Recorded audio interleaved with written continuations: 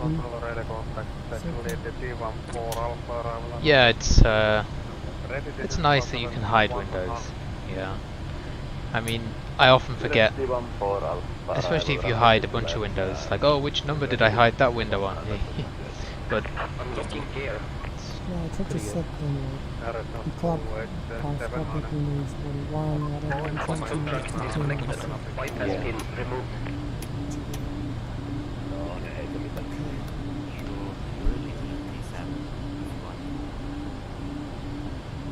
Because you know there are apps that don't work. There are apps like Skype, Spotify, Discord that have this option that you could go and find the name of this is true. And then these are that don't have this. Left is clear, right is clear. Yeah, for most adults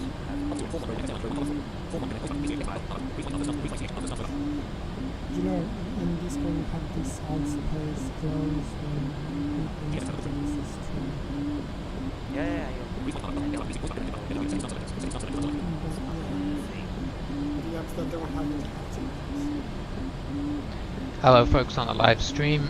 We are doing Rovaniemi in Lapland to Edinburgh in Scotland in the pmdg 738 in P3D today, because I actually have some Rovaniemi scenery in P3D, and yeah, seems to be a bit more stable. But yeah, we will turn on our anti-ice things here because it is -3. You can see the wipers are on. We've got light snow, and we've actually just pushed back already. So I'm just going to finish up, and then we will contact Centre to get permission to reposition to runway 21, which is the active departure runway. Taxi checklist.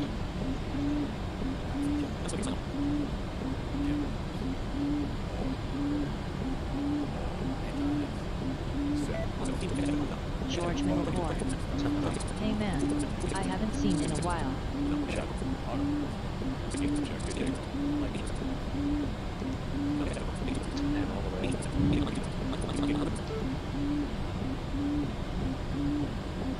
Hey George, is that you in the chat? Yeah. Or maybe it was a clone of Yeah, maybe it was a. Have you played around with the new Chat GPT bot? Oh, it's like a language generation bot thing that can generate stories and articles. It's pretty crazy what it can do.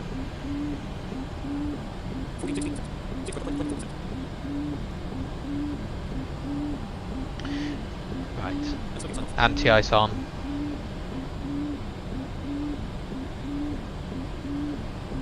I'm ready to go. Do you want me to try and get out, or do you want to go first? How ready are you? You can go, I have a few things to sort. That's fine. Anti-ice on. Centre, hello, vision for Mike Foxtrot, looking to reposition to runway 21 as outlined in our flight plan remarks. Okay, as anti-ice on. I can't do that through TFM because I'm not using the preview at the moment. If I might think that there is one arrival at traffic in 3 minutes. Before that. Before takeoff checklist. Okay, yeah, we can get out before him, it won't take that long. Before takeoff. Okay, that's fine, so you can line up around this one if you are quite very immediate. And then we'll let Marshall go. Yeah, we'll be ready for an immediate mission for Mike Foxtrot. Roger.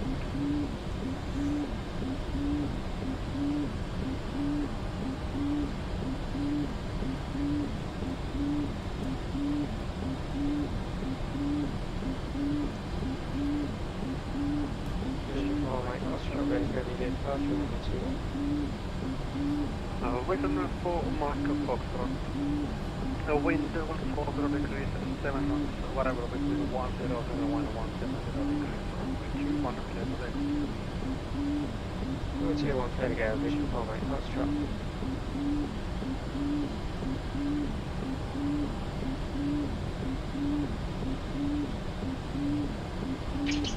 Yeah, those wipers. Hopefully clearing the ice off the windshield, or the whatever, snow. Control, Scandinavian 959.8 at my 32 resolution. 79458, start of couple operating northeast. So you can see it's Helsinki controllers who we're with. They do cover Rovaniemi as well. Scandinavian 958. It's a top-down control, as many of you will know from VATSIM. Helsinki control, Ikea 3349, confirming survey, local tarot 2 and 2. Ikea 3349, wind 140 degrees, and hard record 1001170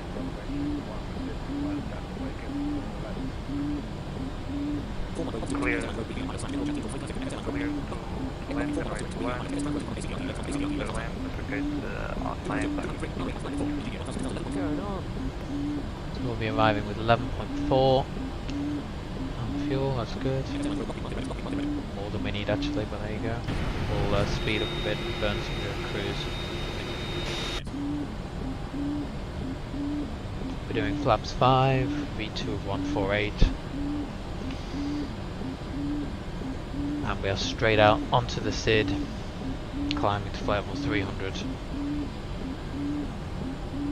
Oh, it's then for Mark Foxtrot, terrain contact, report 3,200 vision 4 mate, Foxtrot. Vision 4 Mark Foxtrot, thank you.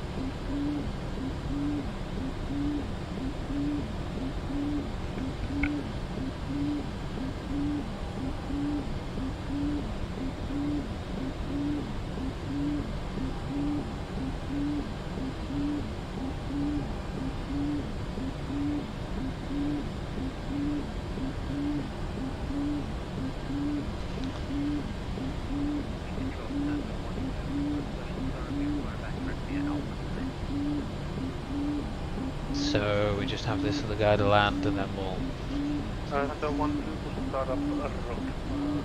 request reposition.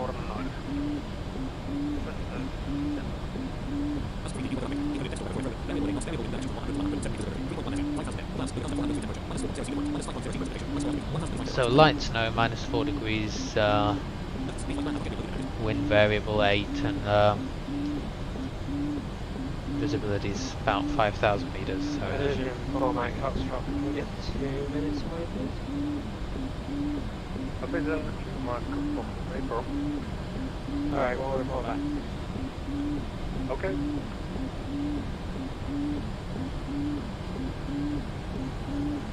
and Vision 2.0 also just checking in to let you know we're fully ready for runway 21 whenever works best for you. We have 2 Delta Whiskey, you will line up runway 21 now. Line up 2-1, thanks Vision 2.0 Whiskey. Okay, do our reposition.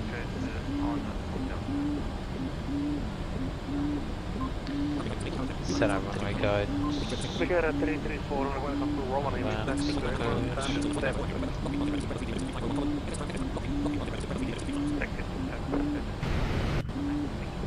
Make sure our FS Airlines didn't abort on us. So we send a 2 Delta Whiskey, wind 140 degrees, 8 knots, so variable between 070 and correction 100 and 170.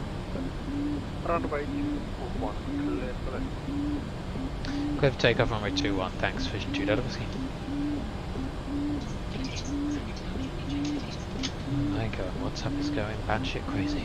Okay, brakes released.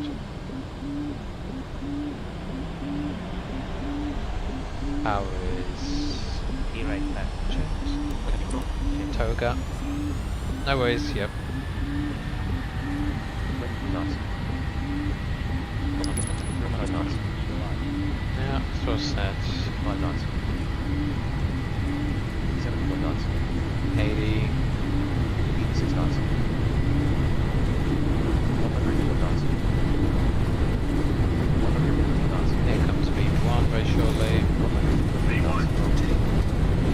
Let's take her up flying, very nice and smooth. 100 knots. 166 knots. 177 knots. Maintain about 15 degrees, between 10 and 15 if we can. I've decided to do flaps 1, that's fine. Autopilot's engaged. Shut runway guidance mode off, and that. And we need to maintain 230 knots eventually, that was our restriction on the SID. Off we go. Is your auto throttle? Sorry? Is your auto throttle connected properly? Is it actually maintaining? As far as I can tell, yeah. Yeah, ours just busted straight through that restriction. I had to take the throttle manually for a second, that's all. Passing 3,900, vision 2 levels.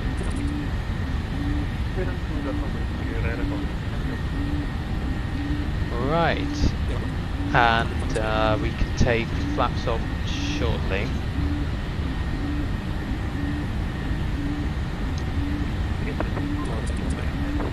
There we go, take flaps up. So one important thing about performing your takeoffs, seeing a lot of people just take the flaps up immediately. You got to be really careful. I know it's a Eurofly thing to take the flaps up, but you need them for lift, and until you've gained speed, you don't want to just take them straight off. Right, we can also do after takeoff checklist. After takeoff checklist. Alright, let's do this. Get our gear lever up and off, and also turn these wipers off. We don't need them at this higher speed.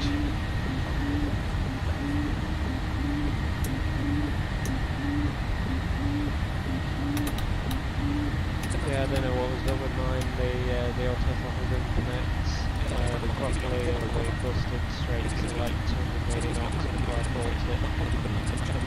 Oh, that's odd. And we are good. One thing I did forget to do is set our transition level. You do that. It was 6.5. Here we go. And there we go. Set standard. Perfect.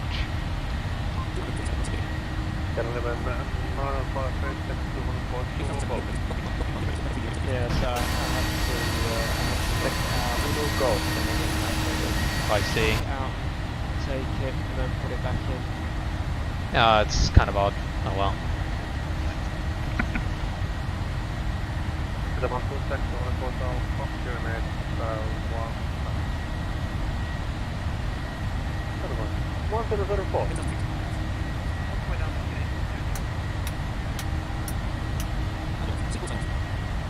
Heather 1-2-way Alpha line up runway 16 report 135.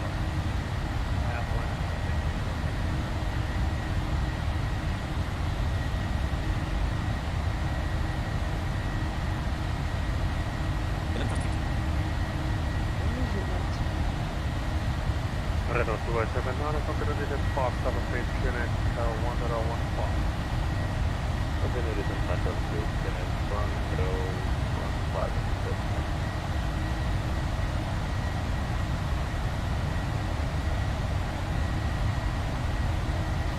Oh, that's why. Execute you. Yeah, that was human error.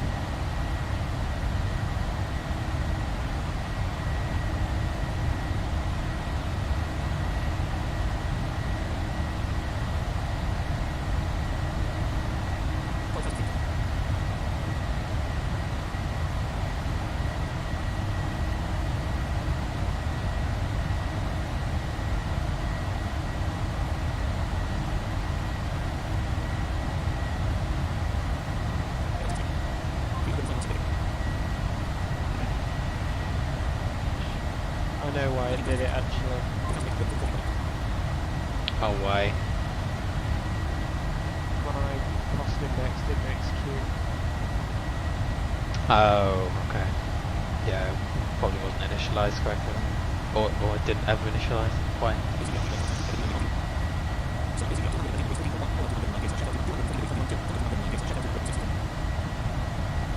Okay, and then we have 1100 miles to go, and that's before we've put the arrival in for Edinburgh.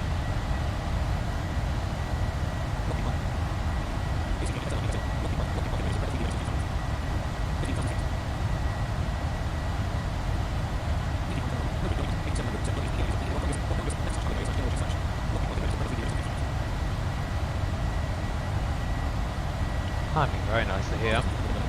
Got a good around 2500 FPM. This is on climb 1, I believe.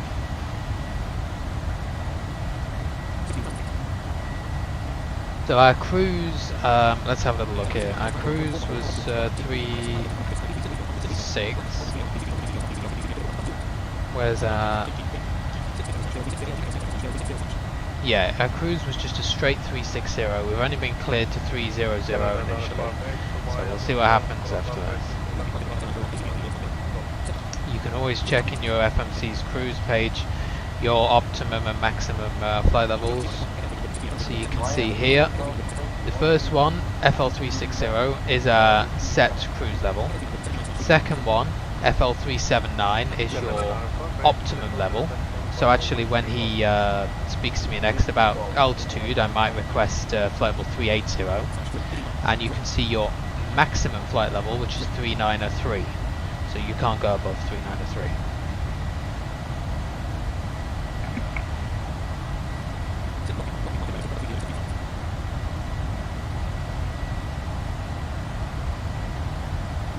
Vision for my Foxtrot, apologies for the slow time there, cost index must have been mixed with properly. We did form also. I was actually just wondering. Low. We were troubleshooting the problem, we'd have reported if it was anything significant. Okay, but now it's and actually we were about to enter Tobias Lee. Hello, just tuned in. It's nice to hear the 737 on P3D again. I just started MSFS. Yeah, things into that Merry Christmas.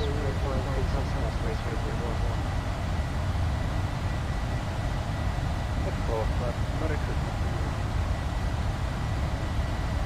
Ah, the nice controllers in Helsinki. Tobias, hello, welcome. Yes, it is nice to be back in P3D on the 7.3. Definitely sounds a little bit different to the Microsoft one. I mean, they both kind of have their own distinct character and difference, I guess, in the way they sound. Haven't decided which one I like. We are headed to Edinburgh, or Edinburgh. Some individuals of the American persuasion might say, but Edinburgh. Yeah. Edinburgh. Yeah, they both sound kind of different. I still enjoy flying both. I definitely don't think I'm ditching the 7.3 and P3D at all. It still kind of has some differences in the way it sounds. And also, of course, we have the 900 and the 600 in P3D, which the 900 is not yet in MSFS, of course, and the 600 is one that I haven't purchased myself. I just have the 7 and 8. So. Yeah, so for some reason I don't know what happened there. I didn't check my leg page initially to check they got the altitude, but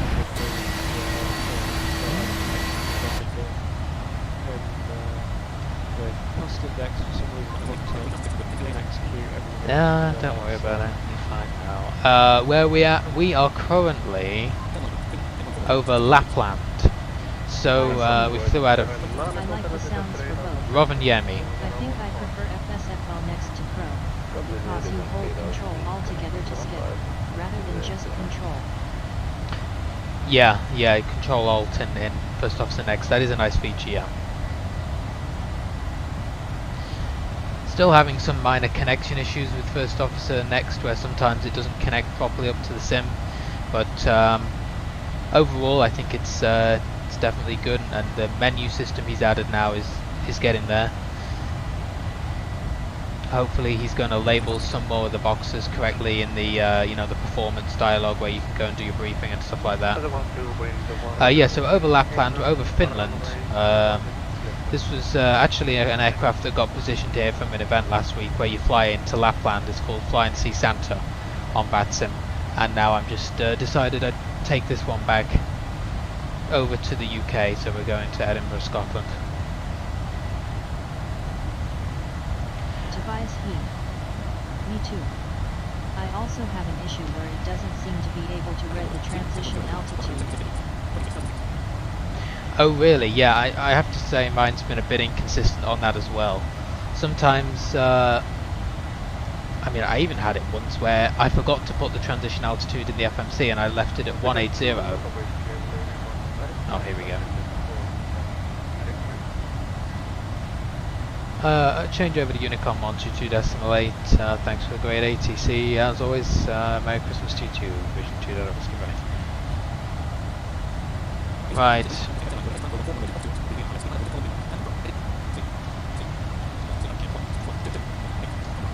Yeah, I left it at 180 and we were in Europe somewhere, and it correctly identified the transition level as being like 60 and changed it for me. But other times it's just completely ignored it, so I'm not too sure what's going on with that either, yeah. So we're going to do 380, not 36. So let me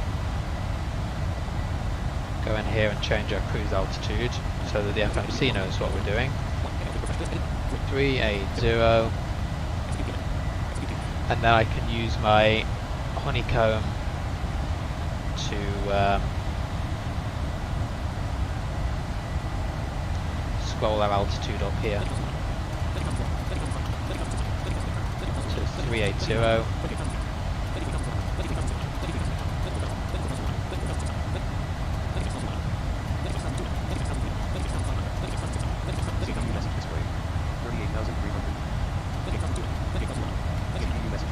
Go. It's very nice to be able to actually use the physical knobs on the honeycomb. The only slightly irritating thing is, of course, that TFM isn't able to keep up, because every time you turn it, it reads out the next value. So you have to hit control every so often to see where you're actually at, especially if you're making a big adjustment like that, because you're spinning the knob pretty fast to get up there. So that's the only slightly inconvenient thing, but it is nice to be able to turn a physical knob and hear the plane spool down, or, you know, level out or whatever.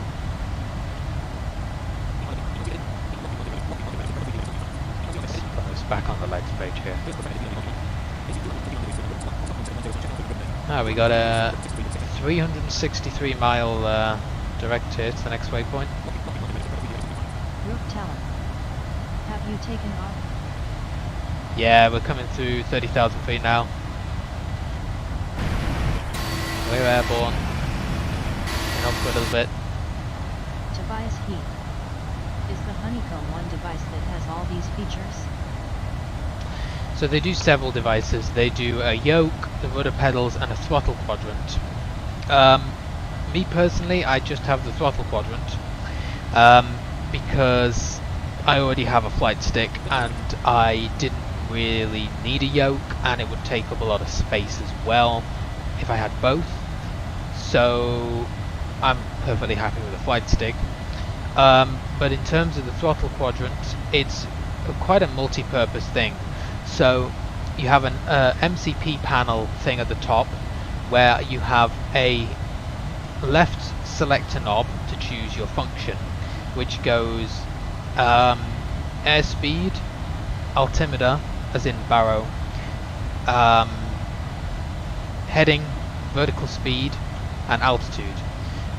Then on the far right you have another knob which turns continuously and will adjust those values that you've chosen, whichever one on the left knob. And then you have several rubber square buttons in between that, which is your autopilot functions. So you have buttons assigned for heading select, VOR lock, approach mode, LNAV, VNAV, flight level change, and speed intervene. and then you have another one that's larger on the right side for the autopilot disconnect. And then you have, below that, you have a row of flickable buttons, right, like that, like a light switch, which you can assign to different things. So they're mostly assigned to lights and things. That one is assigned to my no smoking sign for FSFO. You have a trim wheel on the left hand side, which is a very free spinning wheel that you can use for trim. Now I've personally disabled mine for that because although it's useful, it's very sensitive, and if you touch it even for just an inch, your autopilot will cut out. So I kept doing that and I had enough of it, so I disabled it. You also have a gear lever, which is nice and chunky, that can go up and down, of course, and then the actual throttles themselves. How much setup is required to get the buttons to work properly? Okay, I'll go on that in a sec. There'd be a lot of configuration. The throttle segment, you have a speed brake lever, you have 4 throttle pins and 4 thrust levers that are provided to you, so you can use it for different configurations. Obviously mine only has 2 thrust levers on there right now. One of the thrust levers has a toga button on it, and then on the far right you have a flaps lever. That lever I'm not a big fan of because it doesn't have detents, so you don't know if you push it forward where the flaps will end up exactly, so don't really like that one. There is another little flickable, like a lever thing on the very top right that I actually use for flaps, because you just push it up and down, so every time I push it down they'll increase by 1. In terms of how easy this is to set up, it's actually pretty simple because people have made profiles for this. So all you need to do is get the Honeycomb configurator app, go onto their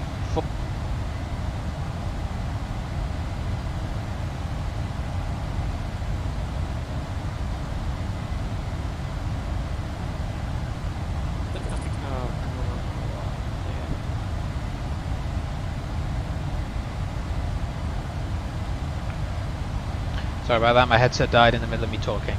Go onto their forums and find the profiles that people have made for the pmdg. There's one for the 73, 74 and triple. And they will assign all the buttons and knobs to the correct pmdg variables, so that all you have to do is import and load the profile when you're ready to use that particular aircraft, and then you'll be good to go. That does all the buttons and knobs. The throttles, oh, and I should say, I forgot to mention this. This thing also does reverse thrust. So the throttles themselves obviously have a large detent where you can move them back and forth for throttle power, but they also have a detent where you can pull them back past idle with levers on the top that you can also flick up and down as well. So what you do for reverse thrust is you flick the levers up on the top and then you pull them back past idle into the reverse thrust detent. All of that, so the throttles, the speed brake, do have to be assigned within P3D's options. So that does take a little bit of setting up, not long, I mean, 20-30 minutes if you know what you're doing. If you're messing around and you haven't got a clue, then probably longer, but yeah, not too long. So if you do that and import the profile, you'll be good. So I think the Bravo is probably the, well, admittedly I haven't tried the others, but for saying how much you pay, it's not exactly cheap, but you do get your money's worth, because you've got so many different functions built into one. You've got all your autopilot functions plus the actual throttle usage, so it's pretty multi-purpose.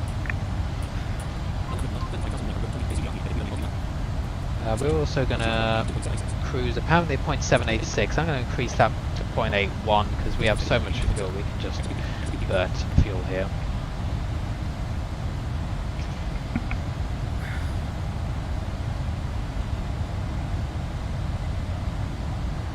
Heath. That sounds amazing. What price can I expect for that, and how much space does it take roughly? That's to say, does it take lots of room? So in terms of space, it is quite large, simply because obviously you got all the stuff on the front, but then there's a large kind of like a car dash, or like nowhere as big as a car dash, but a pretty significant dash kind of thing behind the actual stuff. It's made flying easier using the honeycomb stuff.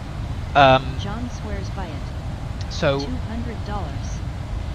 Yeah, roughly $200. Let me have a look here. What the latest price would be. Bravo Prime. You want to get it off an official. 219 pounds to 249. That's a British retailer. It looks like you're looking about 200 pounds, 220, that kind of range. So convert that to whatever currency. There we go, nearly at 38,000. So yeah, it's got a dash behind it. You could place things, you know, on top of that dash. It's kind of a bezeled dash, and it does extend quite far. It comes with two methods. You can either clamp it to the desk, which I find a lot better, or you can use like a sticky sheet thing, like if you can peel it off and then stick it to the desk.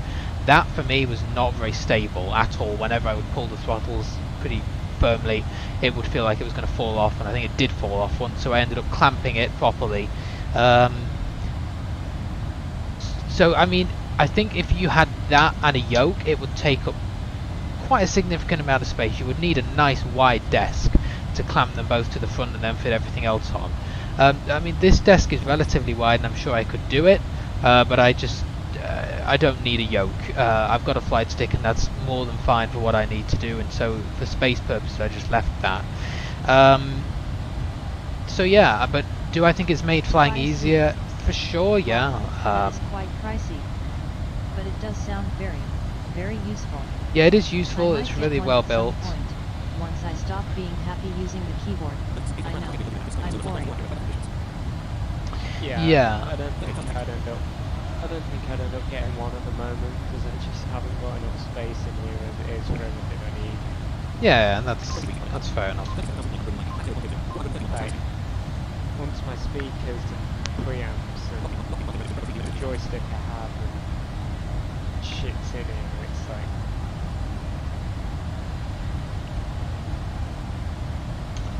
But yeah, do I think it's made flying easier? I think that was the last question. Yes. I don't know about easier necessarily. The throttle quadrant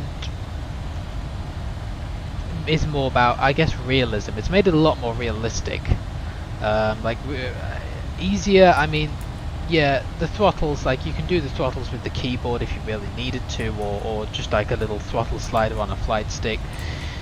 The autopilot functions you can use the keyboard for as well, but it's made it more realistic in that you can actually turn the autopilot knobs and get that experience and feel things happening to the airplane.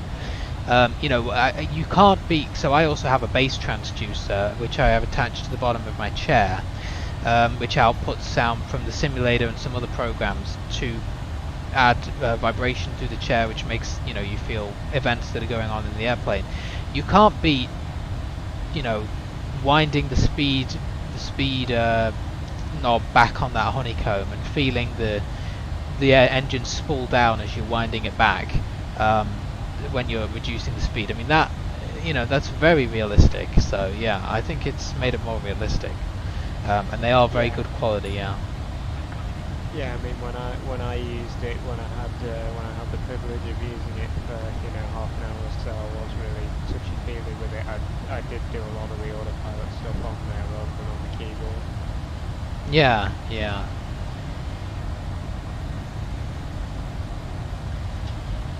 And sometimes the keyboard can be quicker. I mean, like I said earlier, the problem is it doesn't. TFM doesn't necessarily have a speech interrupt. So let's say right now we're at 38,000 and I'm going to wind down to 3,000 feet on the altitude for the ILS intercept.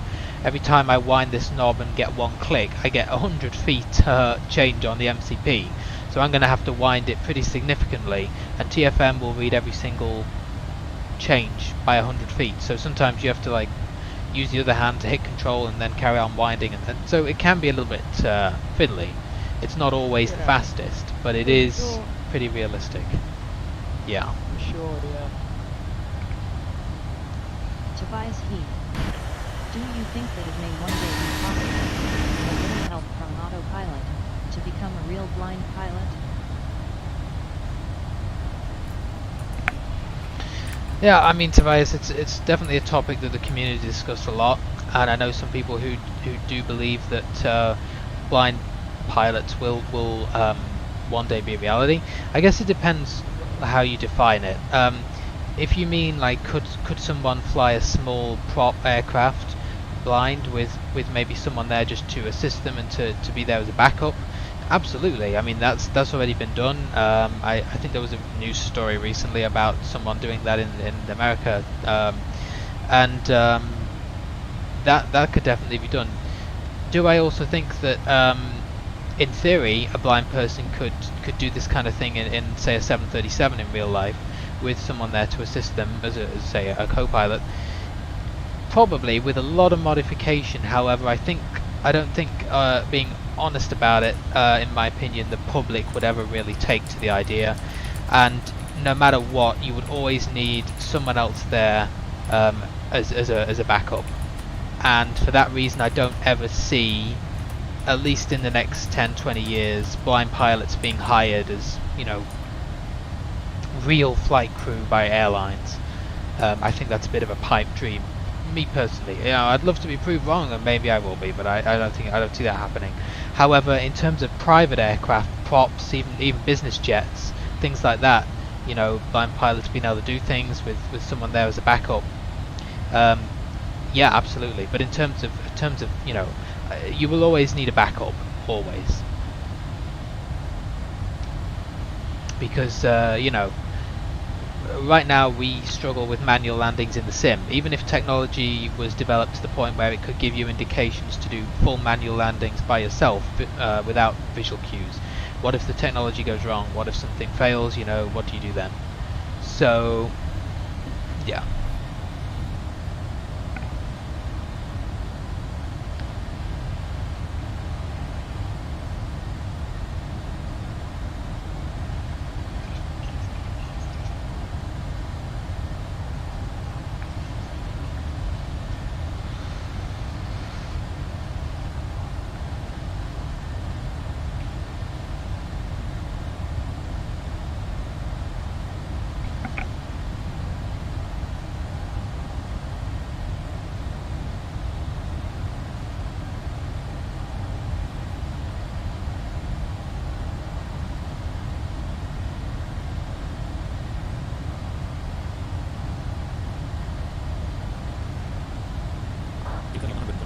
Tobias E. MMM. I see what you mean. Particularly with things like RNAV approaches and such. Speaking of, other than ILS, what approaches can we do as blind pilots? Brook Tower. If we're getting this far with automated flight, why aren't we now considering blind drivers of electric cars?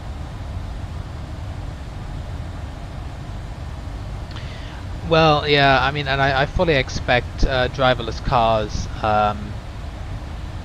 before blind pilots are becoming airline captains in the real world.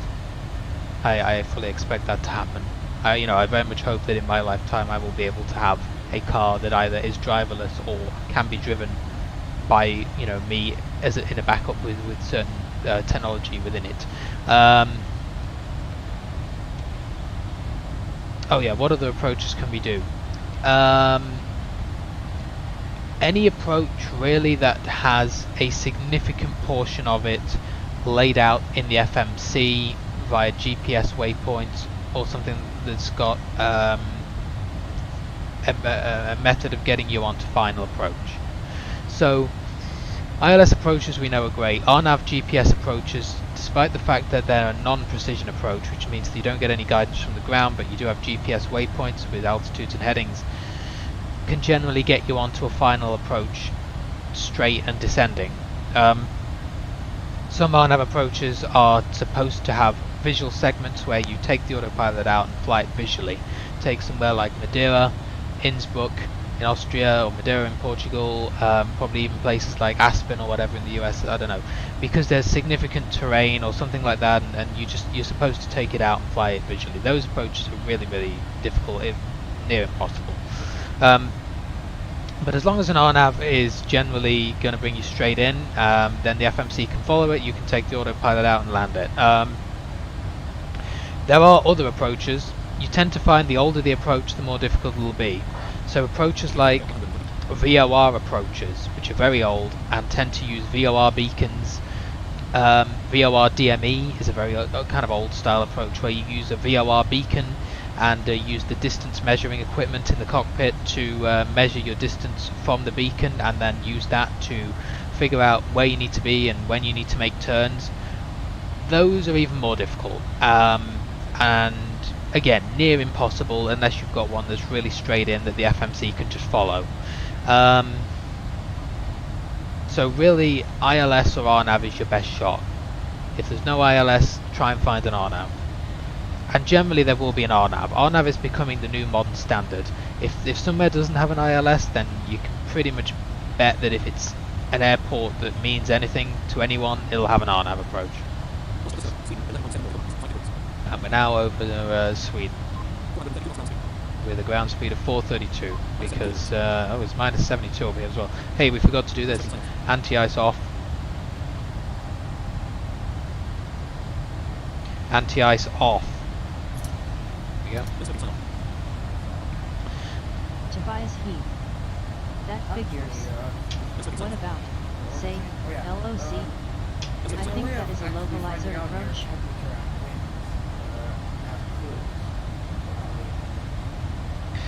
Oh, you could use O and I. I'm just using O and I through TFM to find temperature and winds.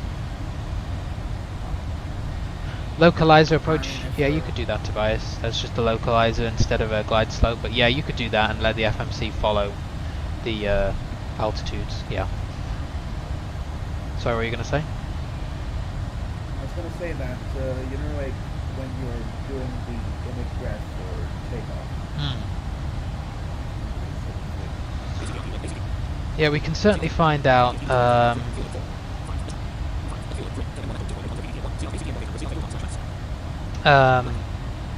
think it's on. Where the hell is it? Here you go. Progress page 2.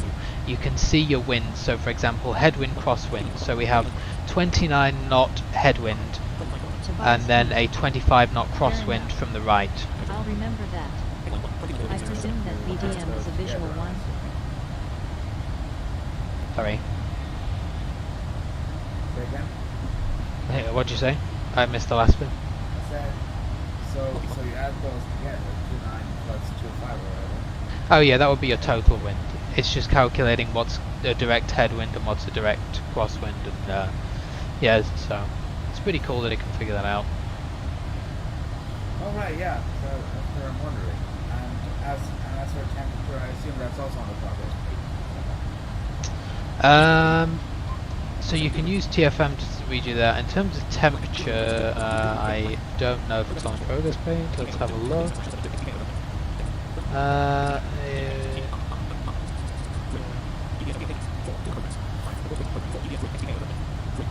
Yeah, it's not. I don't think so. That's for sure. Actually, no.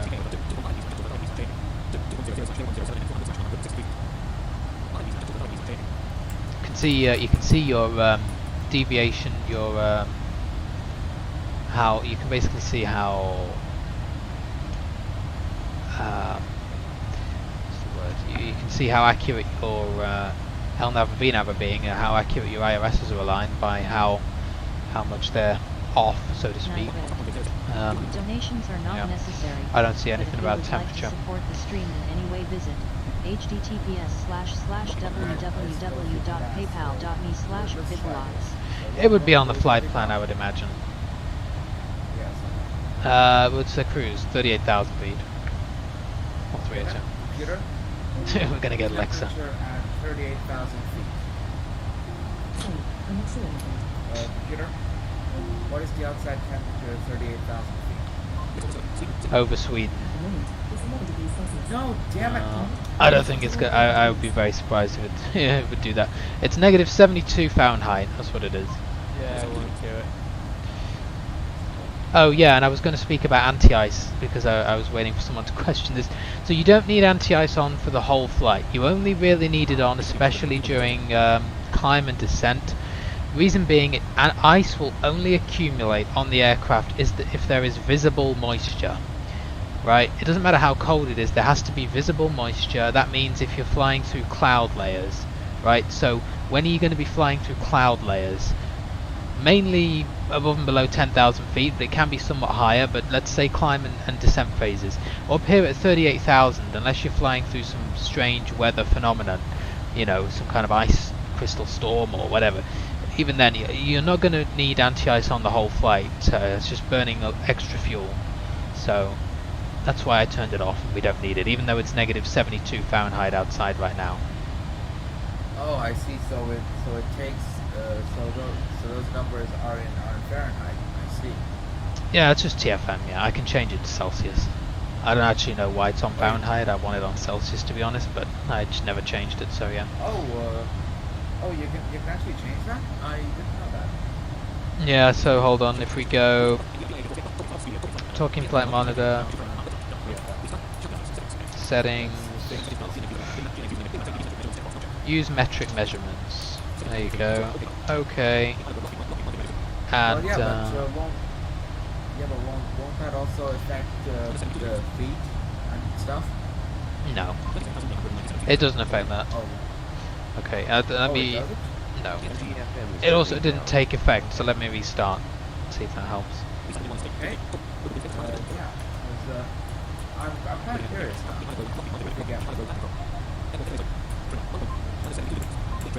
And it still didn't take effect. It's probably a settings bug. Probably settings doesn't work, or that setting doesn't work in the release version. But yeah, oh well. Yeah, maybe they fixed that. Yeah, maybe it's fixed in the. It's loud. Maybe it's fixed in the preview.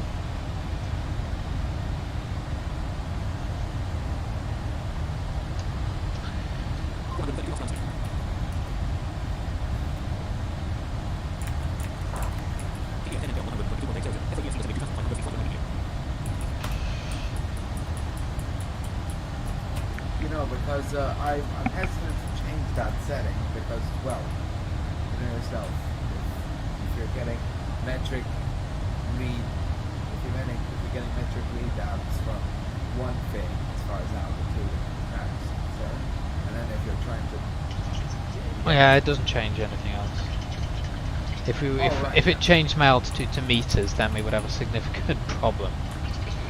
Yeah, we certainly would. I mean, we don't want it in meters. We're not in China. Yeah, we don't.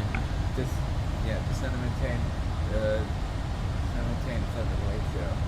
Could we have that in meters? Yeah. Oh, and your question, Tobias, you assume that VORDME is a visual one. Pretty much, yeah. Yeah, pretty much. You'll find that all these non-precision approaches, even RNAVs, have a higher... so essentially they'll all have a minimum descent altitude, which is the minimum altitude you can descend on the approach before you have sight of the runway.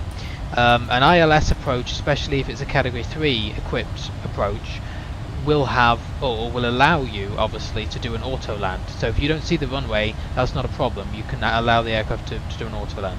An RNAV approach will have a minimum descent altitude depending on the terrain and things, and you will need to see the runway. So when we land in a simulator, of course, it doesn't matter. You know, we're blind pilots, we do what we like, and we just land even though obviously we can't see it. A VOR DME approach will probably have an even higher minimum descent altitude. So yeah, it'll probably have a visual segment to it generally, yeah.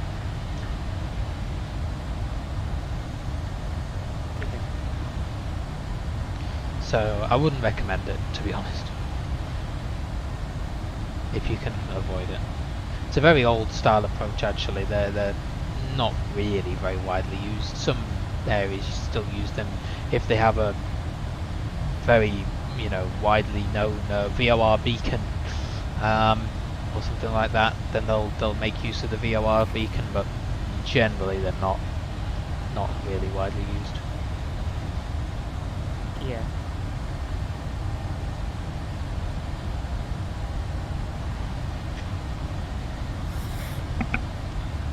What I do like though is that some places are really good RNAV. For example, Dublin's RNAV is 134. That's good. Exactly, yeah, it's a good example. It's a straight in. It pretty much, you know, it turns you nice and early. It's not got any crazy turns. It'll turn you in. It'll get you lined up with the runway, and then you you can land manually. It's not going to point you, you know, completely in the opposite direction, and you've got to go and make a visual landing. So.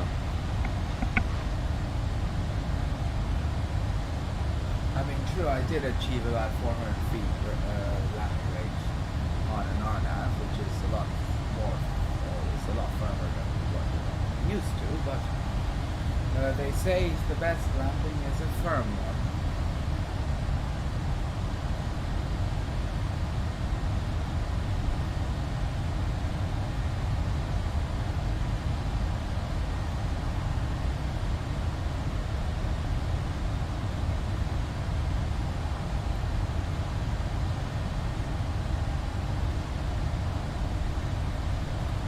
Tobias Heath.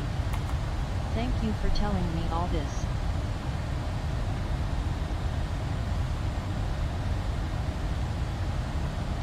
Yeah, no worries, Tobias, at all. This is what I mean. If I was sat here doing this flight for 3 hours on stream in silence, it wouldn't be much fun. But when we get questions like that, it allows you to go into more detail. I always say to people, that's the best. That's the way to stream. Doesn't matter how many people are watching. If you got one person watching, then respond to what they're saying. On p3d and wonder how to get TFM to read that's my menus. policy as well. It doesn't for me. Well, what's depressing is if you're in the middle of the Atlantic Ocean, not being talked to by ATC, and no one's watching your stream. Now, Yeah. that's depressing as all hell. Then you have to talk to yourself. You have to make you have to make things up or something. I don't know. Using Pro ATC Senior, yeah, I don't think Pro. So I've only briefly tried Senior and didn't like it and went back to X. So this isn't giving much help. But I don't think it uses SimConnect menus anymore, which means TFM won't read it with right bracket R like it used to in X. Actually, I think you have more experience, don't you, Tao? Because you tried it with Bogdan. Yeah, it doesn't read it, does it? You have to like actually use the interface. Yeah, the problem with that particular thing is that it tends to deviate from what Bogdan was saying. Yeah. Yeah, we're still looking for the perfect ATC solution. I tried out FS HUD the other day, which is the newest one, which has relatively good voice sets, has a Citizen Stars, Navigraph support, and its standout feature is it can control aircraft, AI aircraft, not just as in a lot of other programs like Pro ATC passively control them, i.e. they simulate comms but they don't actually control the aircraft, whereas FS HUD will dynamically control them. So say if there's a conflict with you, it will force the other plane to stop or to hold position or whatever, which is something the other ones can't really do. Yeah, but unfortunately it well, it's through Flight 1, which has a terrible install agent, but I managed to get it installed, but the problem was it was like an in-simulator panel. It wasn't an external window, it was an in-sim panel when you got it installed, and you would try an OCR and you could see some of the panel but not really enough to sign in with your sim brief details and things you needed, so it was a bit of a fail. I had to get a refund. Hey, yeah. Yeah. Out of curiosity, have you heard of an alarm called Now? Called what? Now. Now? No, I haven't heard of Now. Well, I'll tell you, it's basically a more advanced kind of OCR thing. They let you get the full screen instead of just the default thing. No, right, that could be interesting. Yeah, okay. I can send you a link. Yeah, for free, I'll install it. Alright? Yeah. What do you want on? Dropbox, JBI? Yeah, JBI is fine. Alright. Just give me 1 second. But yeah, so if they could make it an external window, that'd be great. But they didn't. Where can you get Pro ATCX? I don't even know, to be honest with you, if it's still there. You could email the guy and ask if he would consider giving you a key. See what he says. See if we'll help you out and just say, look, you know, accessibility reasons, the old one is actually better because it uses SimConnect. Would you consider it? But yeah, I don't know. I don't think you can get it. So sucks. Right, oh, there's your one. So does it use hotkeys or is it just a menu thing? All you're about to hit is insert control shift R. Okay. Is that insert as in because it's your MVDA modify key? Yeah, MVDA modifier control shift R. Okay, got you, right. Oh, okay, I'll try it. Yeah. Oh, what's this? It's an improved OCR. Yeah, I will, I'll try it at some point if I ever need that. I'm not going to buy FSOD again because I don't think they'd give me another refund, and to be honest it was such a mess. I don't even think this add-on could punch through that. It was just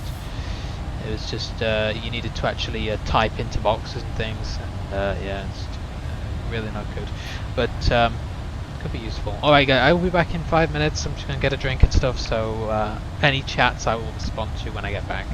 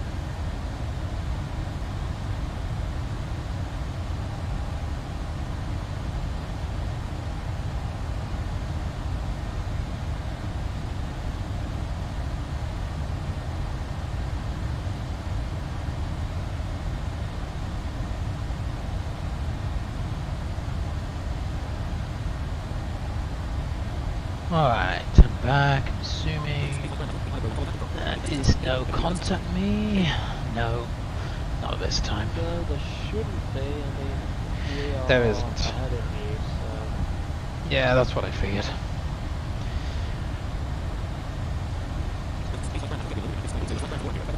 Tower's gone, by the way. Okay.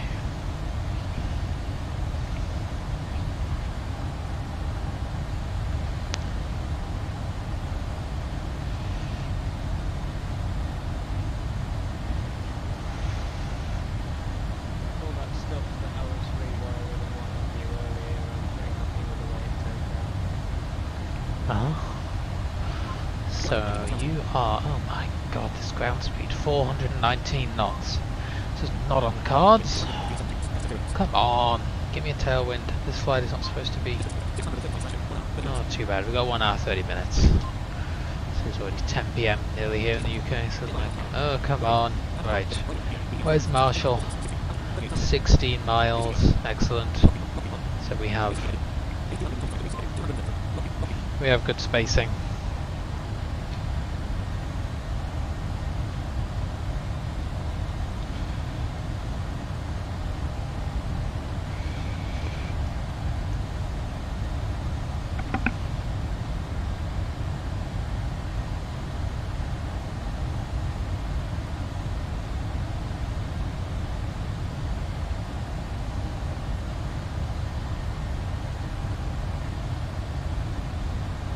Yeah, it feels a lot more easier and convenient to access now.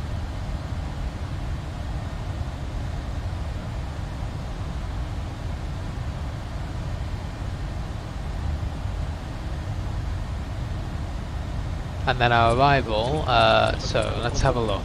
What are we scheduled?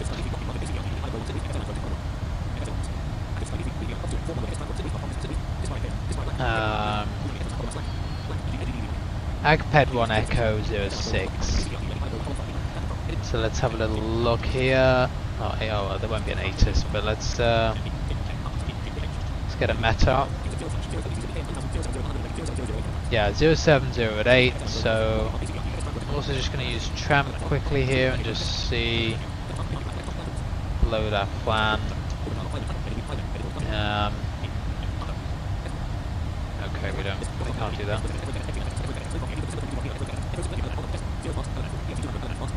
I just want to check quickly if we have a transition.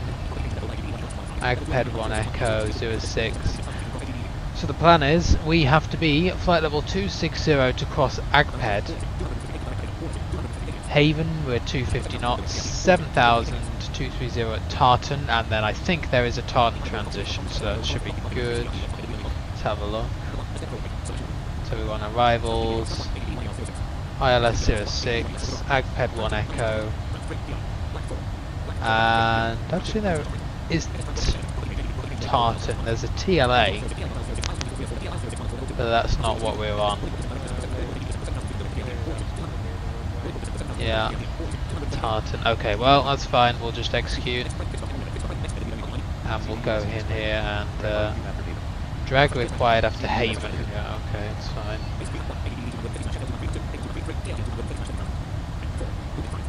Clear this route discontinuity. Oh, that gives us quite a while. It's a bit of a weird turn, which is unfortunate, but we should be able to get it. And so we'll be 180/4000 at CI06, so we'll execute that. And stop telling me drags required, I'm aware, thank you. Okay.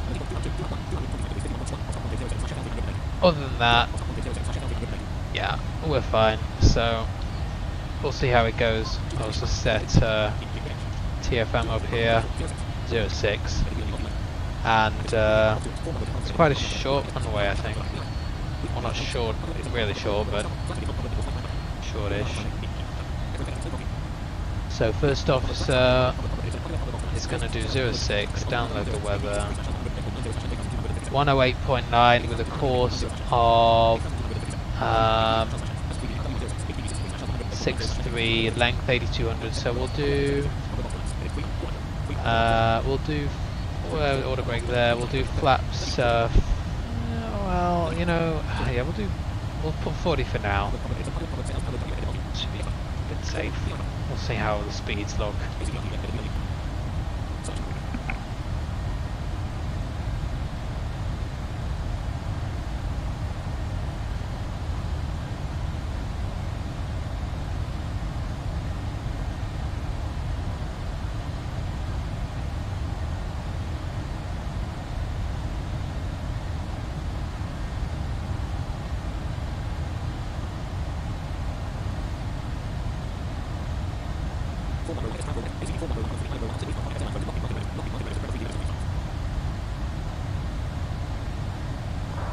STW222. How's it going?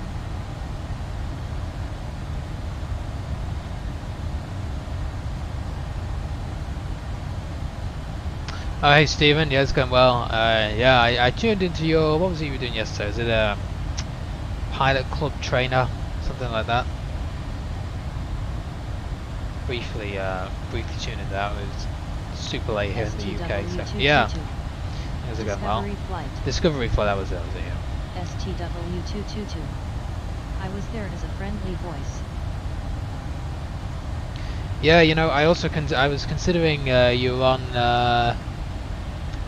was it Cincinnati on Friday? The FNO. I was also considering doing that. Flying into, or not flying in, flying out of there because you were on tower, right? But I just decided against it because I had a early start on Saturday. We were doing this Boston Tea Party long haul event, so we flew into Boston yesterday. But we had to start pretty early, so I figured I was going to do Cincinnati to Memphis, so donations are not necessary. it's like, oh, this is going to be 2 in the morning by the time I'm done, so https://www.paypal.me/bipalots.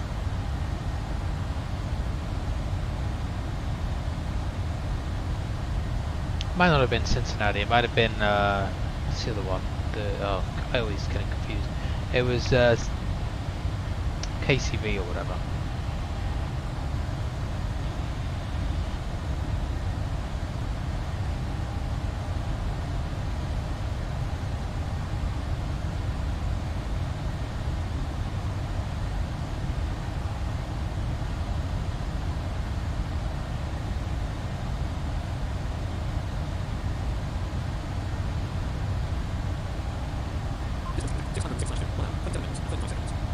We now got 606 to descent because we put the arrival in. It's all good.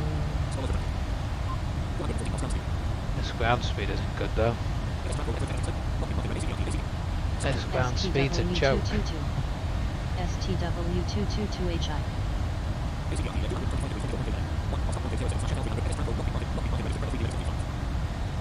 Oh, was that like a... 5667. STW222 with you, STW222 with you, STW222 with you, STW222 with you, STW222. Great bro. Oh, we got a raid from Steven. Hey guys, welcome along to the stream. That's what's going on. It's I was wondering what on earth it was reading there. It was reading the emotes. It's an STW emote. We brought the viewers. You brought the viewers, we'll bring the beer. No. Well, you join us. Blind pilot flying the 737 in p3d from Lapland to Edinburgh in Scotland, or Edinburgh as the Americans would say. STW222. Can you show the sim on screen?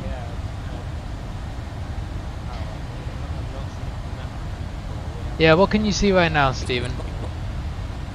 Is that, maybe that, that'll be better, like if I do that. Is that in full window mode? STW222. I see a map. Oh, you see a map, hold on. You're seeing, yeah,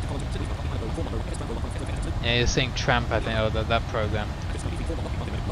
I don't know if that's in full screen mode. That's my only issue, I guess. STW222. Sim is in view now. Sim is in view now, perfect. Yeah, it was the other software, FS, it's called FS Tramp. It used to be FS Navigator.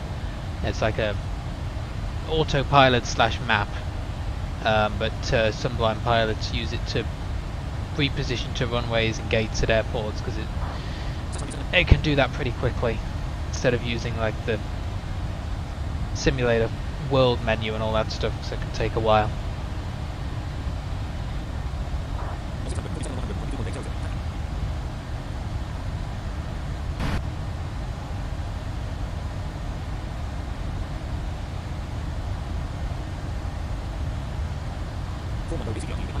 This guy put on unit. Oh, they're talking in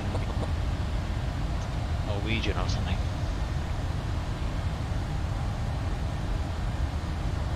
Yeah, thanks for the raid, Stephen, anyway. Appreciate it. Hope you've had a good stream. No, and I didn't know that the text-to-speech chat was going to read emotes as well. It actually read the STW22 with you emote. That was pretty good. Yeah.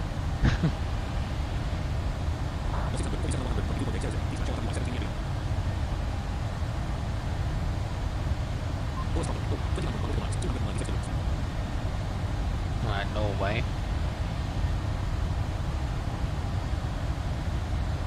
STW222. STW222 salute. There we go, we got the salute one. STW222 Don't know what that one is. salute. Oh, the high emote. Okay, we got a high emote sandwiched in between two salutes. That's what we got. That's pretty cool that it reads the emotes. I guess it just pulls the text from whatever they've been called. Nice.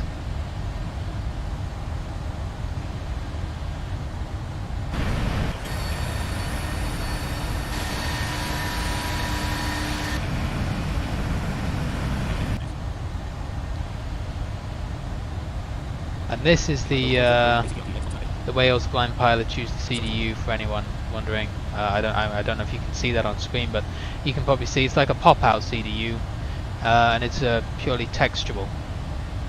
You got all the buttons, and then you know the buttons starting with init ref here, RTE, etc. A scratch pad, and then you got a read-only edit box, which has just got your left and right soft keys. You can open up other things, so say if you do, STW222. see if you can see this. Well, dinner is probably coming here soon and I'm working on some feature I learned about for controlling. STW222. I'll see you later. Excellent. Alright, Stephen. Have enjoyed dinner anyway. Have a good one. Yeah, so that's that, and then you've also got a pop-out panel section here, which you can see is just a bunch of tree views. Flight controls, electrical, blah blah blah, and this has got all the there we go, we just turned our center pumps off as well.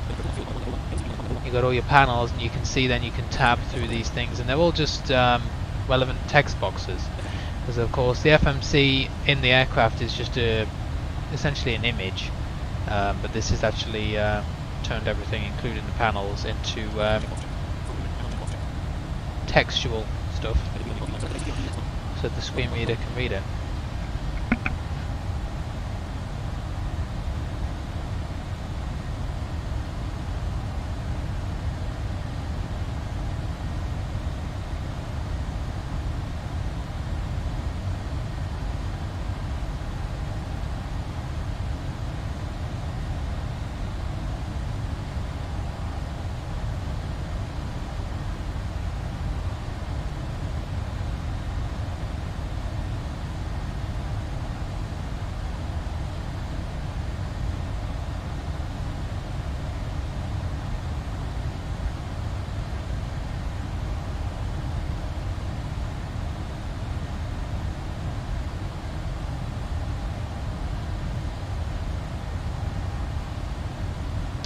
So yeah, we also do some MSFS streams as well in the mainly in the pmdg planes, because those are the planes that have been worked on within our blind pilot community.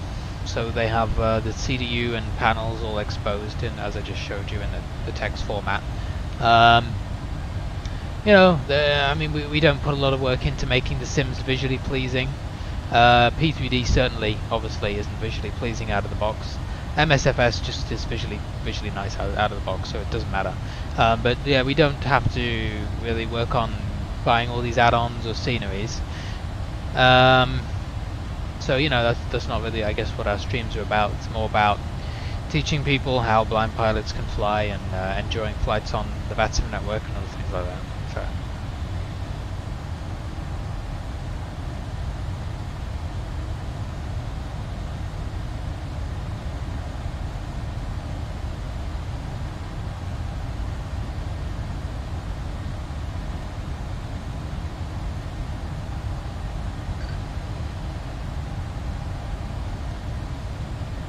And we also use another program, First Officer.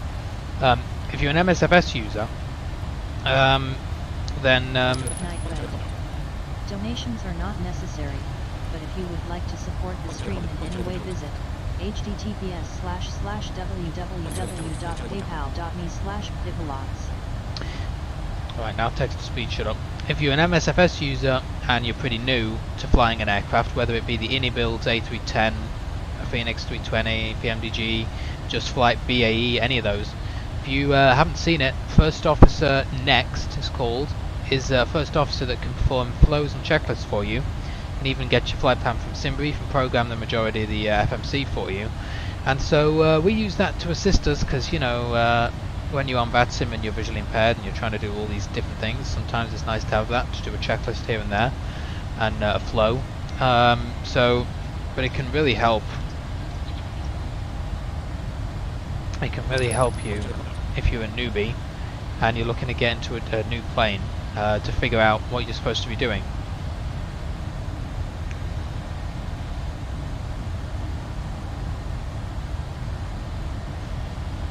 I think the developer of that program is just about to come out with support for First Officer for the INI builds A310. So if you've got that aircraft and you're wondering what the hell's going on with that, I want to offer promotion of your channel, viewers, followers, views.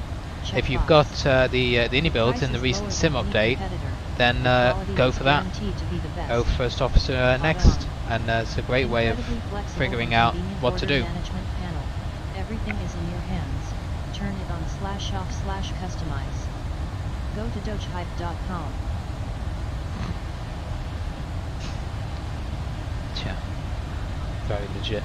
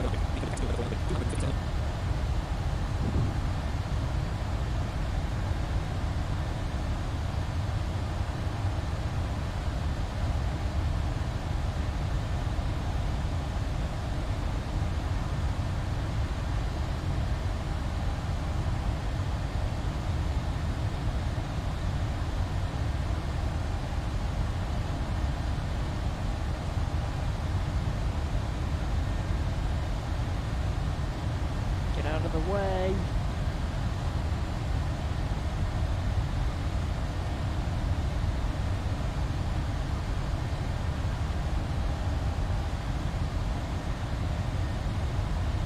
You.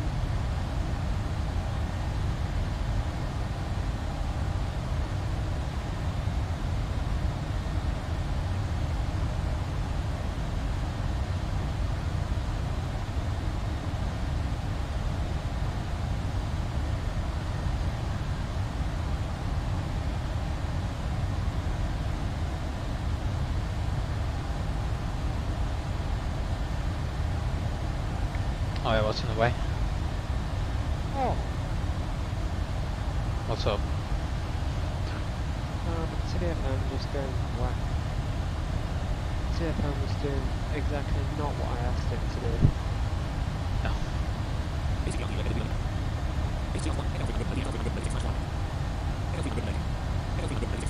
Oh, look at that, our maximum flight level is 400. Actually go up there if we wanted to.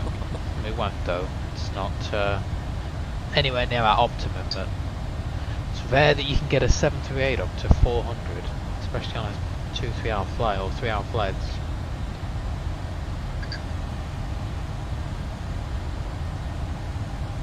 We had a light zero fuel weight though, that's why. TFM was just being a dick. He's trying to execute the ILS 24 every time I loaded something else in. But I fixed it now.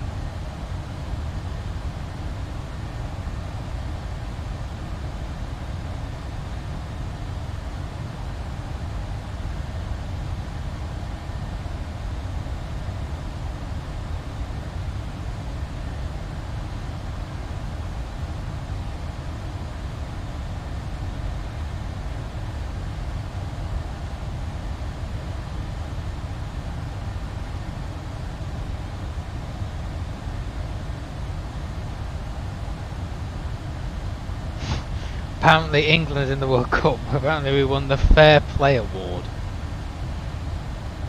Okay. Not the one we want. The Fair No, play not the award.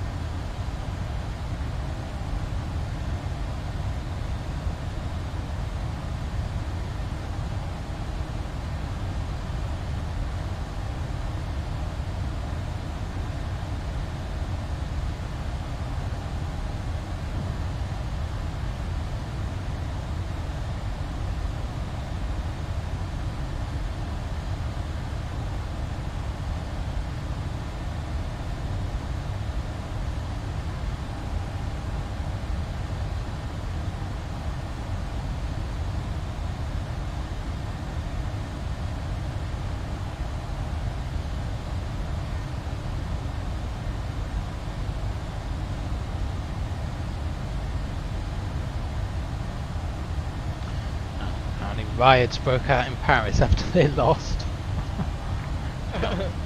I mean, that's not really surprising. Probably would have still broken out if they'd won. Probably.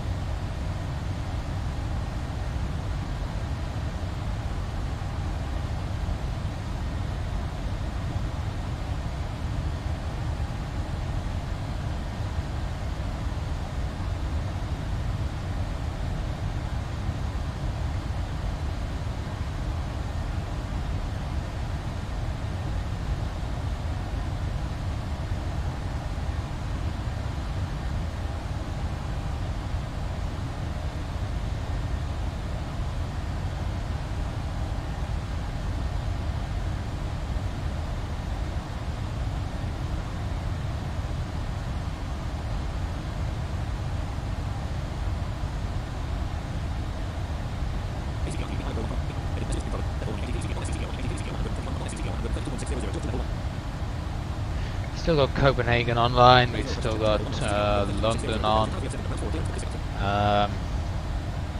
Weather will skirt the edge of Copenhagen over the North Sea. I don't know, probably won't get them.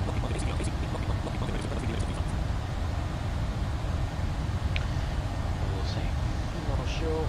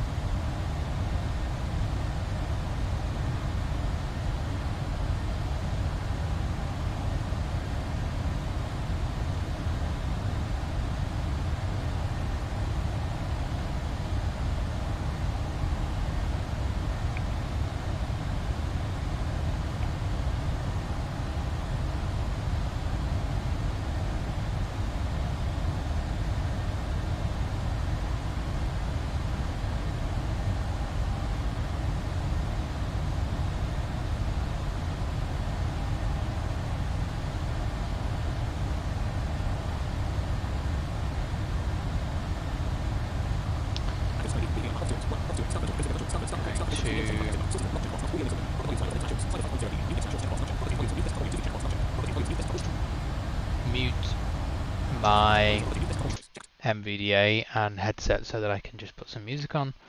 That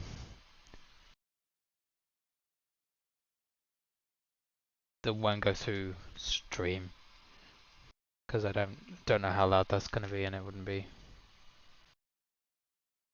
great.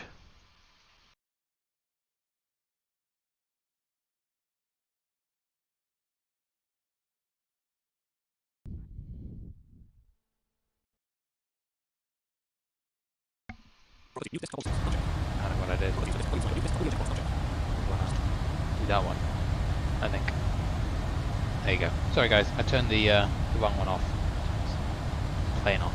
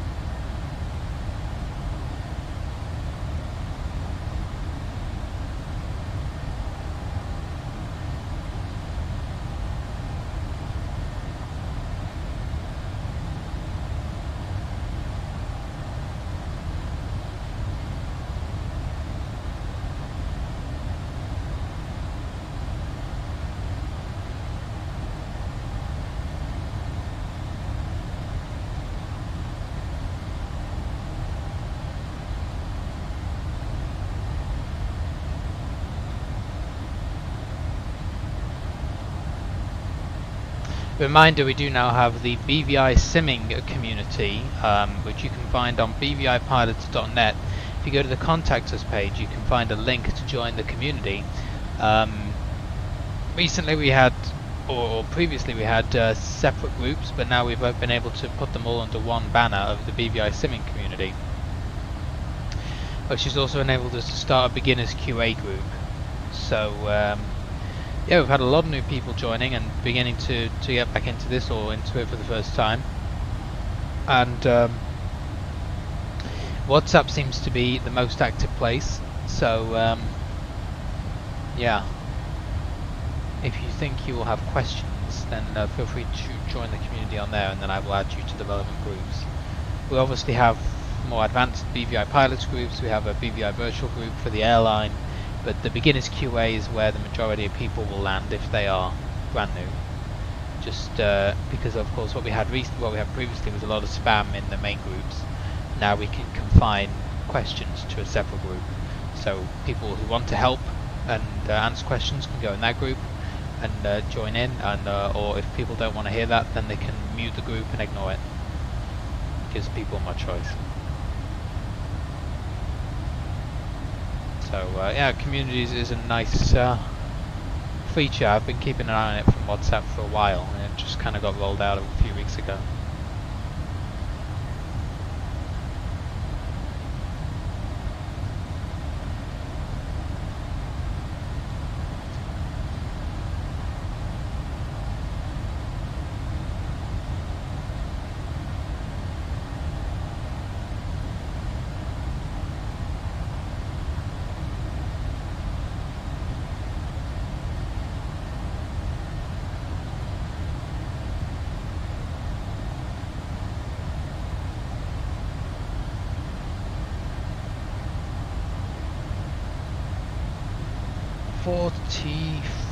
Minutes till descent. Come on. What's ground speed doing? Oh, it's still 414 knots. That's horrible. Just when we want a nice tailwind to hurry us along.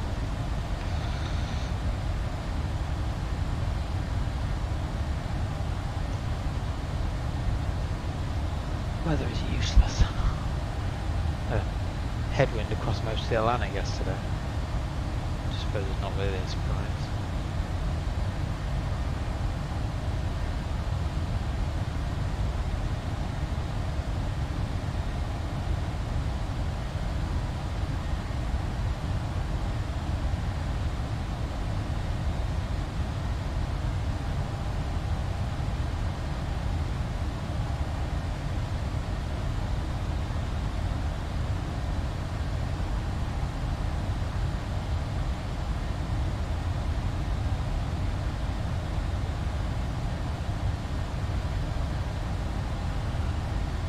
Right, we're finally headed out over the North Sea.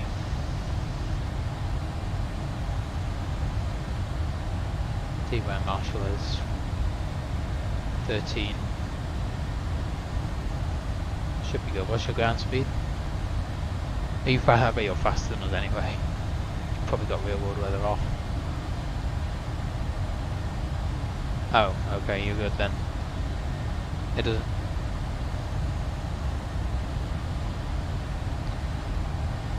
No, you're right, you're right.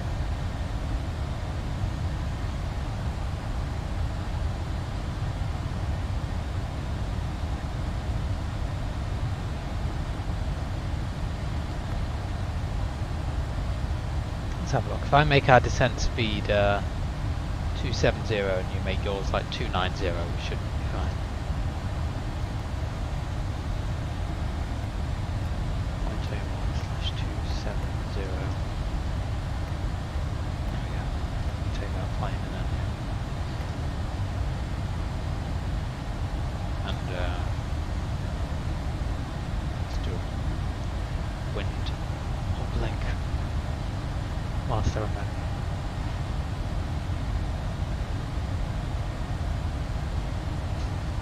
Vacated, someone just put on you. Vacated where?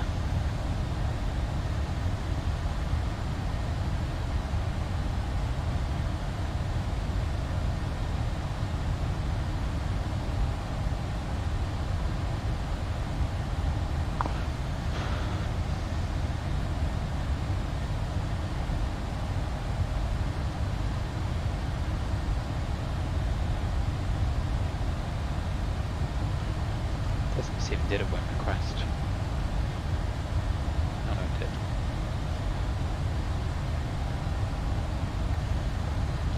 There we go.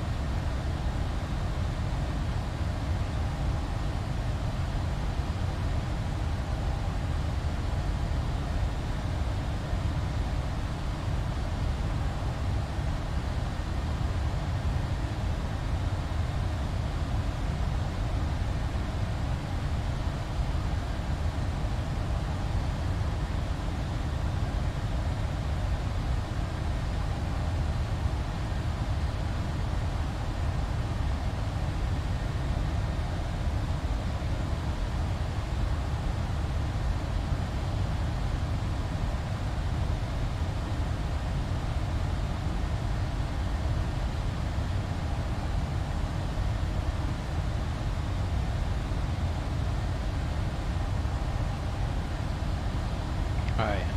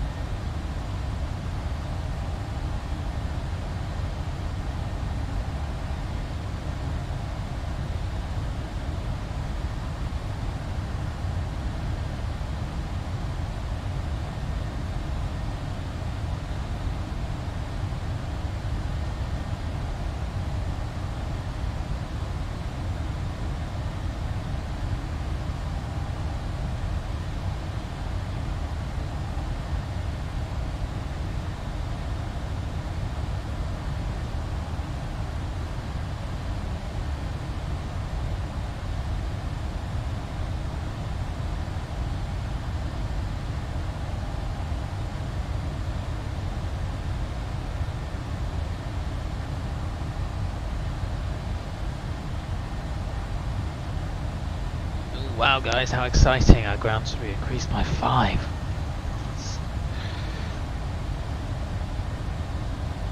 No, we're nearly there now anyway.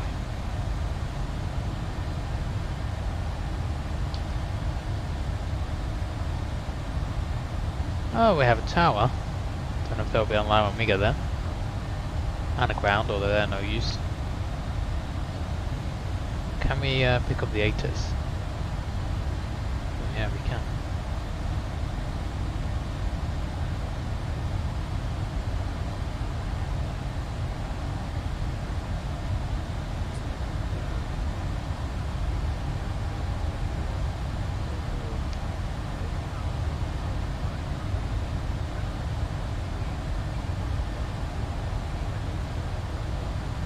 Nine and 9 or 8, low QNH. We've got November.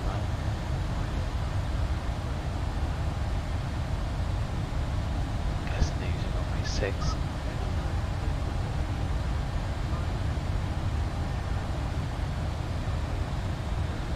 Yeah.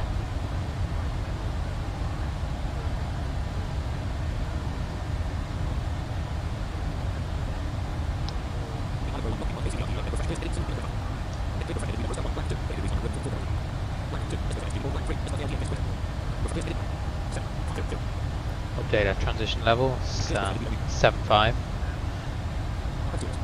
Alright, that's fine.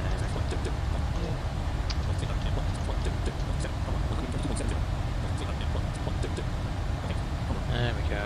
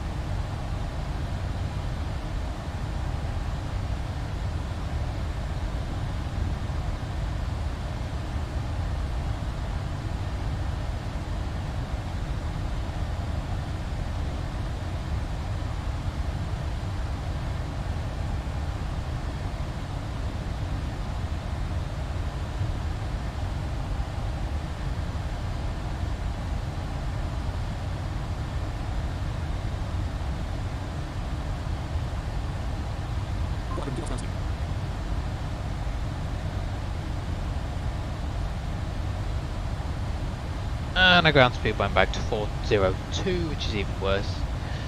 I will be back in a minute.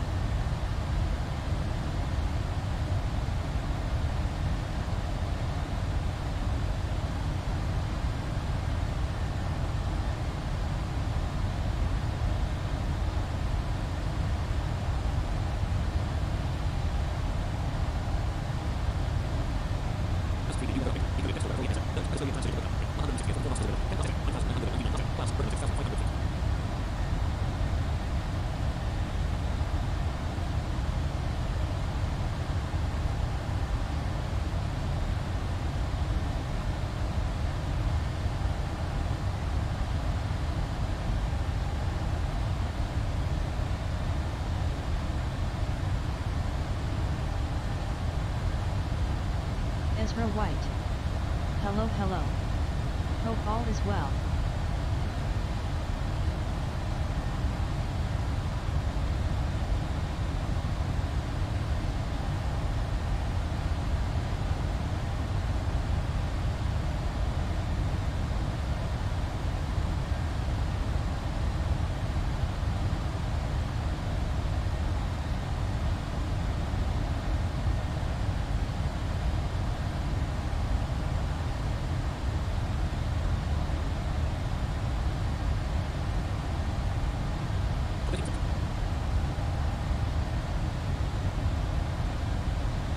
Alright everyone, I'm back. And hey Ezra in chat, how's it going? All is going well here, we should be descending pretty soon.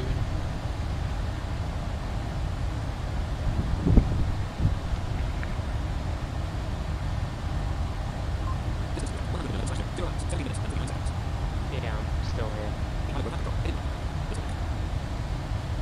Yeah. How far is your top descent? 62 at this time. Oh, there you go.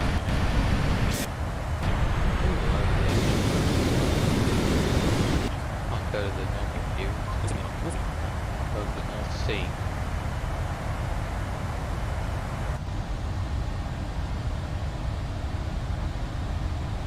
Yeah, I'm a bit annoyed that I had to throw active sky out temporarily, but Oh yeah, this ground speed's terrible.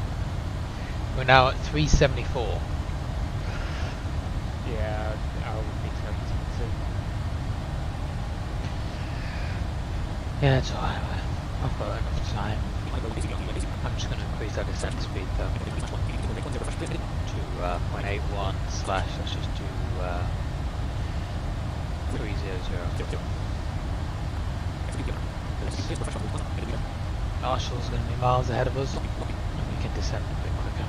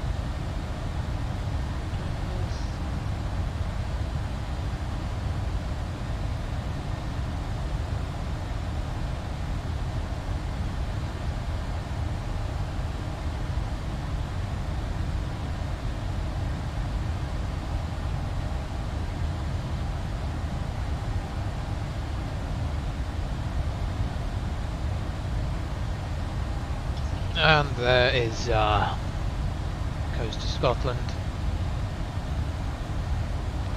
Finally.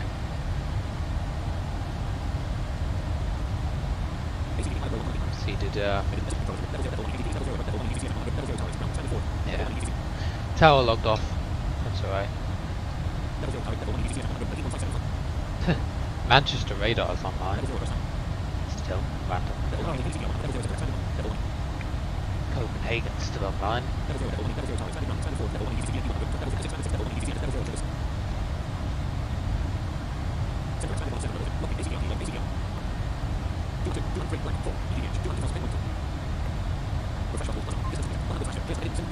And we'll do, let's have a look at these speeds.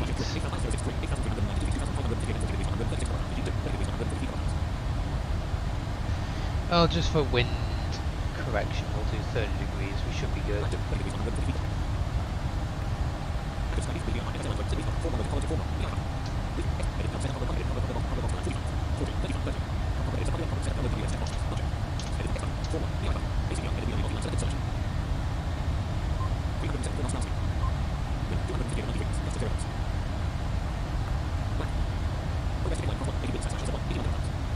So we have 81 knot headwind, 41 knot crosswind coming from the right. So 81 knot headwind, that's why we're so slow. Yuck.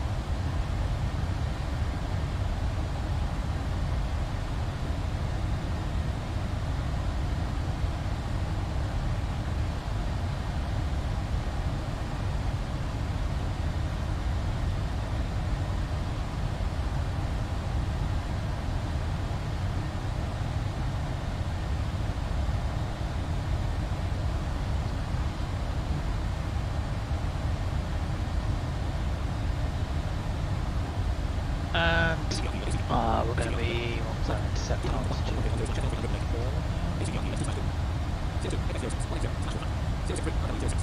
Yeah, 4,000. And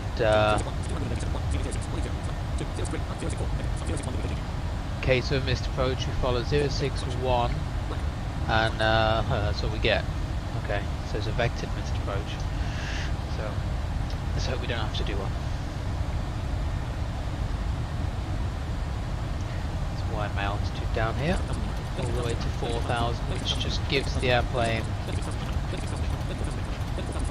permission to descend. I'm using the honeycomb knob here.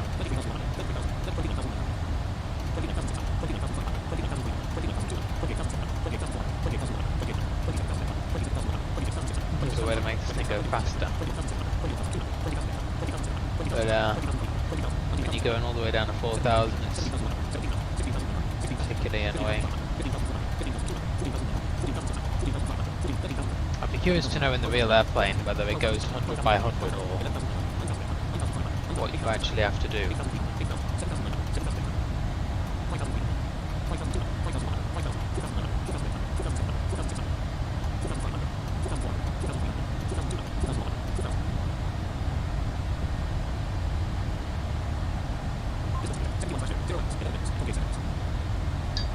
We may as well do a descent checklist. Alright. Descent checklist. Oi, first officer, wake up. Descent checklist. Come on, dude. I know you've not been doing anything for 2 hours, but there's no reason to drink beer and fall asleep. Do your job.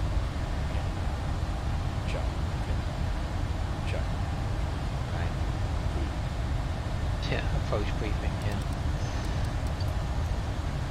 brief you first off, so you won't even listen. CDU message clear.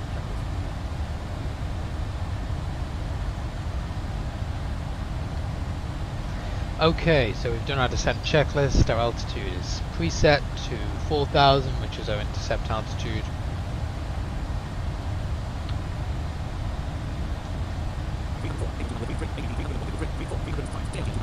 Got a couple speed restrictions, but we're not going to leave 4,000 unless we capture the glide slope. So, shouldn't be in any real danger, and there's no major terrain.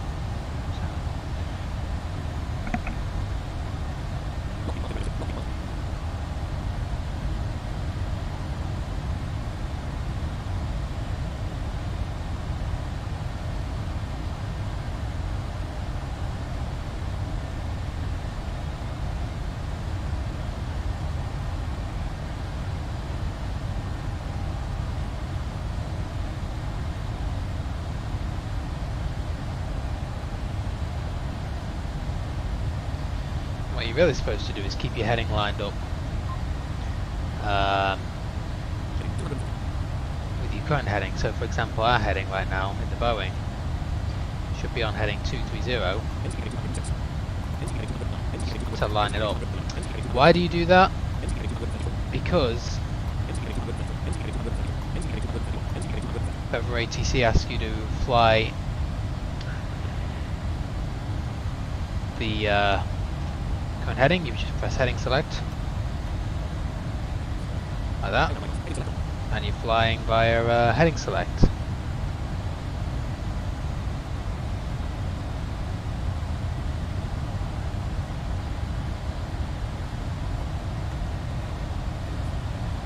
Now we're flying back on LNAV. Just me testing out some of these. I did reassign the order of my buttons on the honeycomb the other day just to make them a little bit more logical to me, and yeah, looks like that worked. That was good.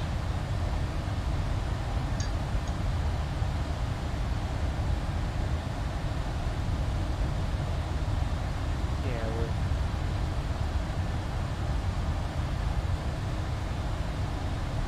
short or stupid plane. What is it, Gil? CDU. No, it's trying to tell me the percent. It's unachievable, but it's talking shit. Shut up, fine. It's because I've got it under control. Tyler Chambliss. Hey Declan. I guess you know we're not too far from seeing the 737 to 900 in MSFS. Yeah, hey Tyler, I did see the video from 737NG driver demoing it. So hopefully before Christmas I will purchase it for sure.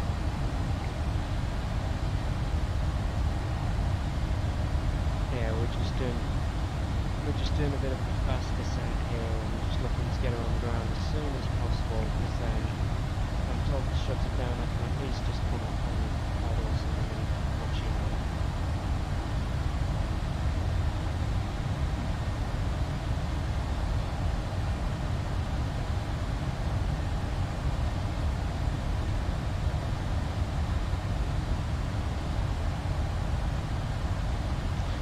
So yeah, always a good idea.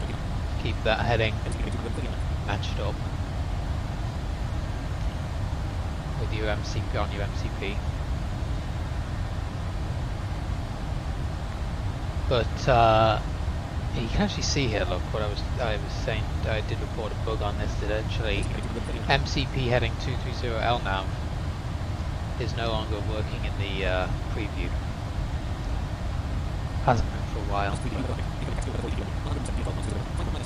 EGQM. Oh, you're using No, I'm not using the preview.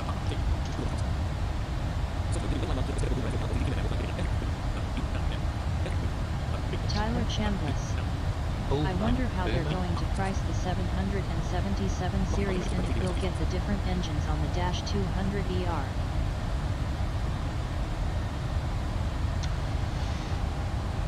Yeah, it'll be interesting to see how they price it. I mean, I would imagine they're going to do the whole separate thing again, so you can buy the 300 yard, 200 yard, 200 LR separate.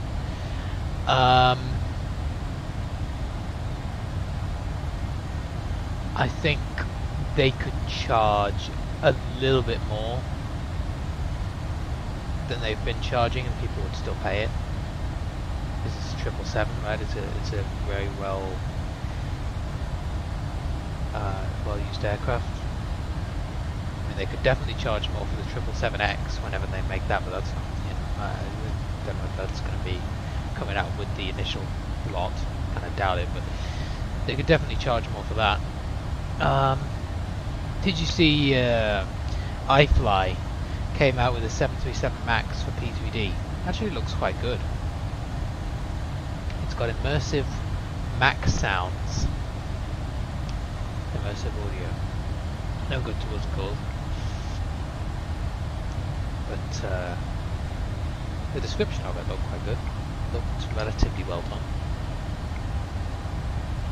Better than the iFly NG series.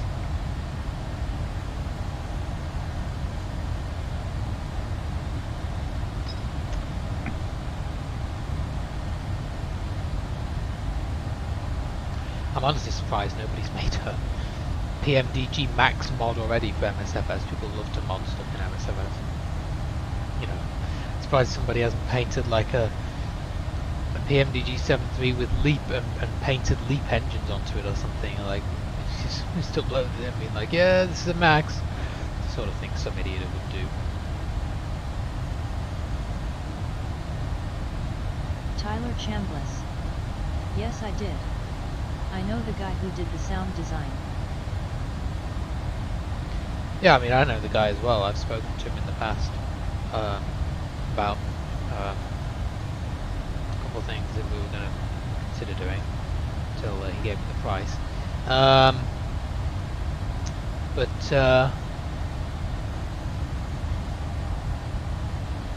But yeah, I mean, it sounded pretty nice.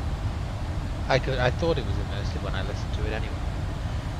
You could kind of tell it had his characteristic 7.3 sound. And then, yeah. But yeah, the description of the plane in terms of what it had looked pretty good.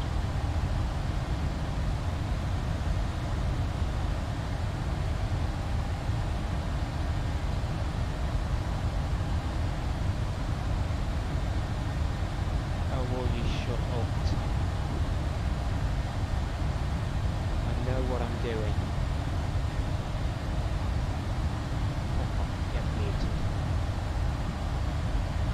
Get muted. No, we finally, look at this ground speed is. 379, okay. Ooh, it's gone up a little bit. Tyler Chambliss. Here we go, we're nearly at 10. And we kind of have a max mod in P3D at least as far as the engines go. Tell me drive required. I know what I'm doing. Yeah, I don't like that sound pack very much.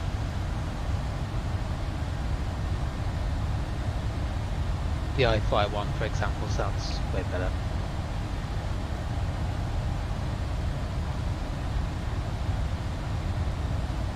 If you, yeah, if you're talking about that, whatever mod, well, I can't. The one I did a stream with it once, or somebody did. I mean, I streamed it, but Marshall demoed it. It just, I don't like it. I guess it's something, but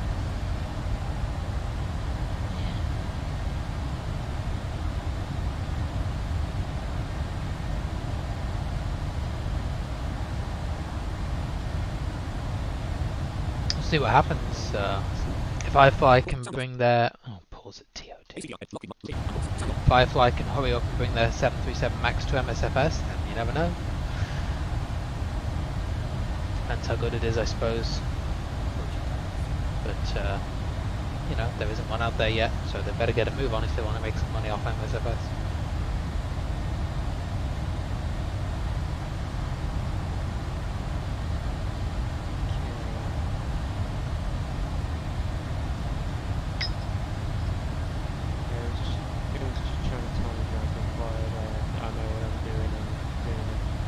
Tyler Chambliss. honestly surprised Find it a second. Pre-Drag hasn't done a sound mod for the pmdg 737 in MSFS yet, and yes, that is the plan. Yeah. But I've gone through this procedure enough times in the past, so I know how to deal with it. Yeah, we'll have to see what what the sound pack's like Nightbird. in MSFS. Donations I are imagine not it'll be good. necessary. I mean, but like if you would right like to here in support the P3D, stream I'm in any using way, the visit cockpit image, but not the engines. https://www.paypal.me/vicalots.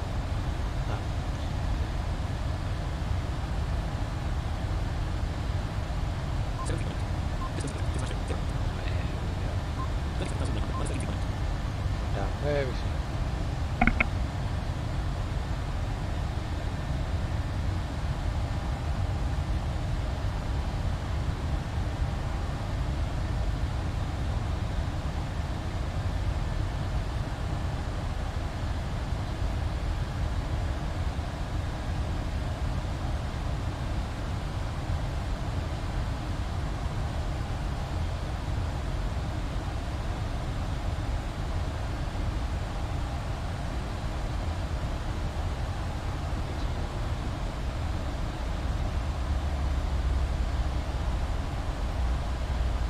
Tyler Chambliss. There you go, there's that What very engine nice pack base. are you using? The default? Yeah, default. I honestly prefer them to the immersive.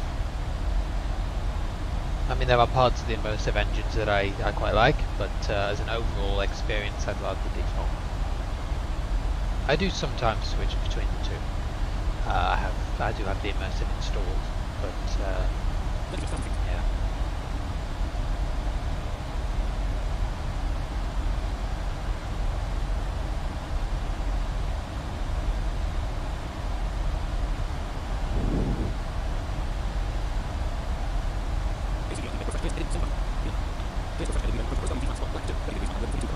Okay, so we'll do like about 145 for one connection. So 200.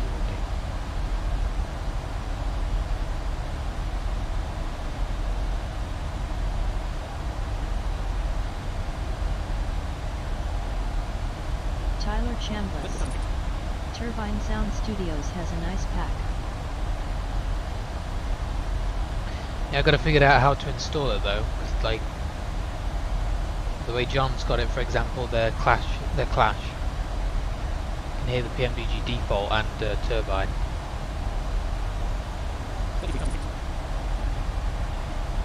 There is a way, I believe, to install it.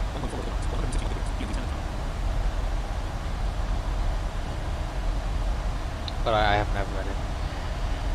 These ones are fine. They do fine. What I really wanted was, have you ever seen Blue Sky Star? He does a very nice one. Blue Sky Star, but it was never made available. It was just a work in progress. He did videos on the sound packs, but never actually, or I couldn't find anywhere to actually purchase it, so I don't think it ever actually got released. But that thing did sound pretty good. It was very dynamic. So I did want to try that one.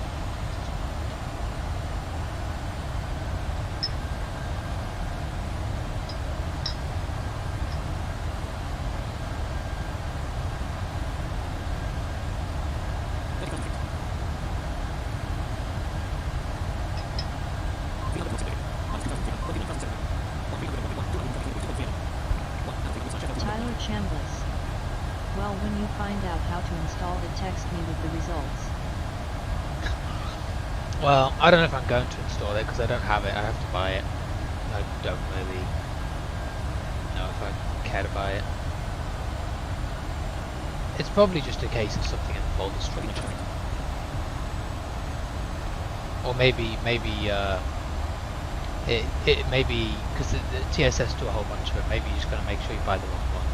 If you have the wrong one, maybe it doesn't work. I don't know.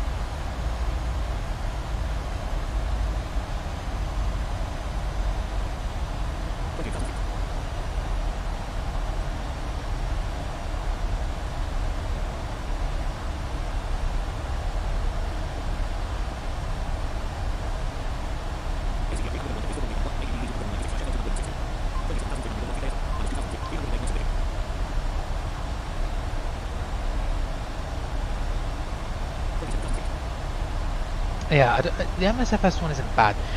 I just can't figure out what it is. There's something about the MSFS one that's not. It's not quite right. I can't figure out what it is, but it just doesn't seem quite right. I don't know if it's the buzz sort of sounds nice. It's not a bad sound. It sounds nice, but I just don't know if it's. Yeah. There's the FT sim sounds. CDU message display. Feedback activated. Yeah, okay. The FT sim sounds, but they didn't sound that great in the promo either. I mean, the default ones are still great in MSFS. There's just the odd thing here and there. So yeah, I think I know FT sim released an update for them in like November. They're on like version 1.4 or something now, maybe more. But yeah, I haven't really heard anyone flying with them to judge it. Kind of. I only saw like a 1 or 2 minute promo video back when he very first released it. So CDU message display. and that from that didn't sound very good. The buzz sort of sound, but I think he changed it.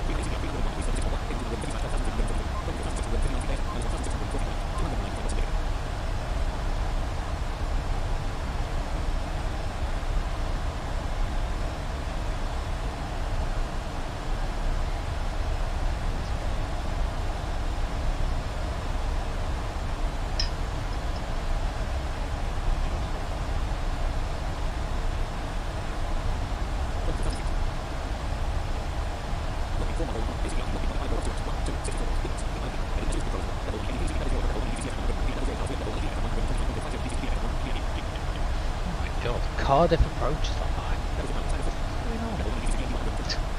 Cardiff approaches online at let's see, what time is it? 11:30 p.m. on Sunday. How long? Yeah, no one around us.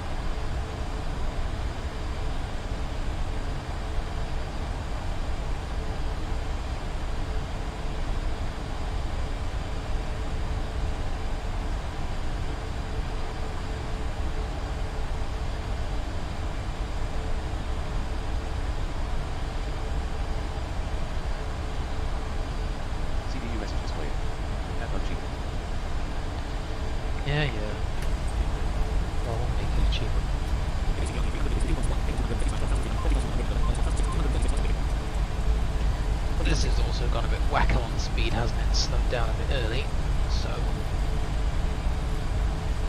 just going to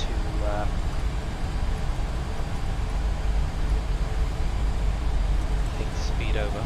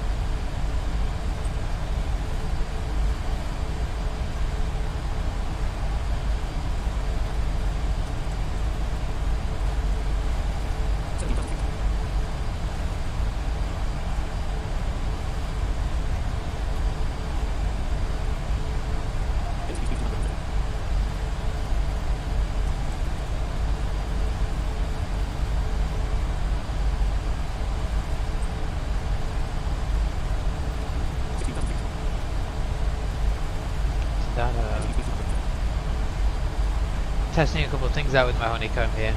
So the speed in a bean bomb doesn't work for some reason. To look into that. Okay.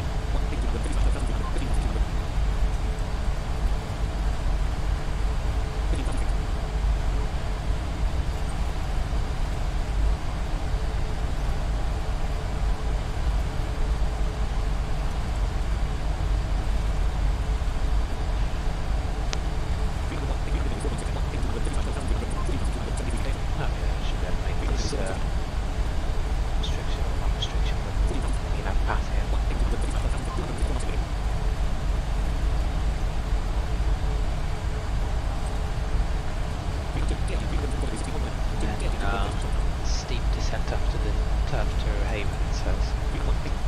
See about that.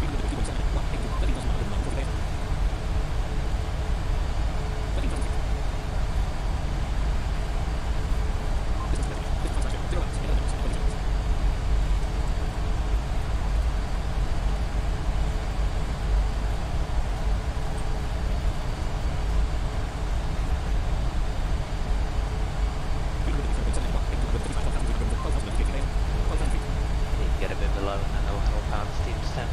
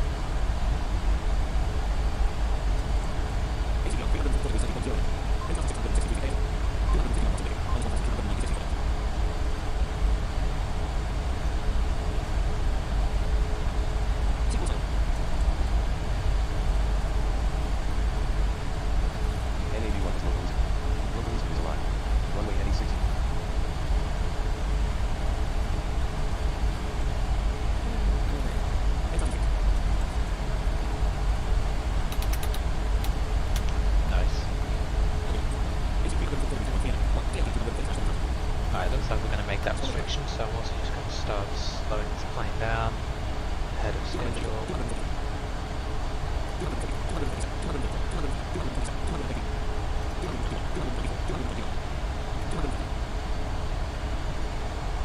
Just keep a nice shallow descent range.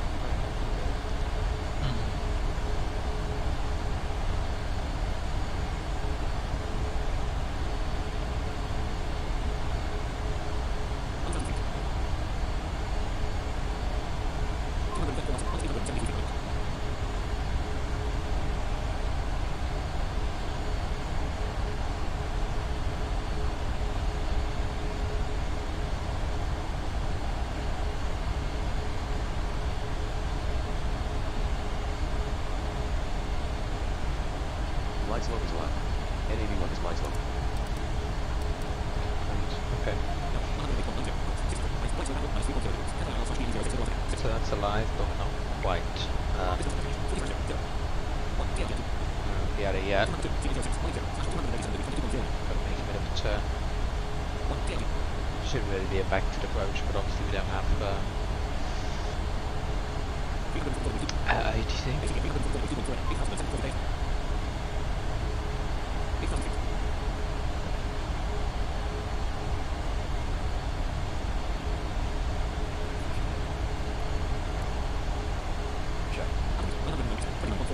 So 9 and 9 is 7 is set on the altimeter. Very low.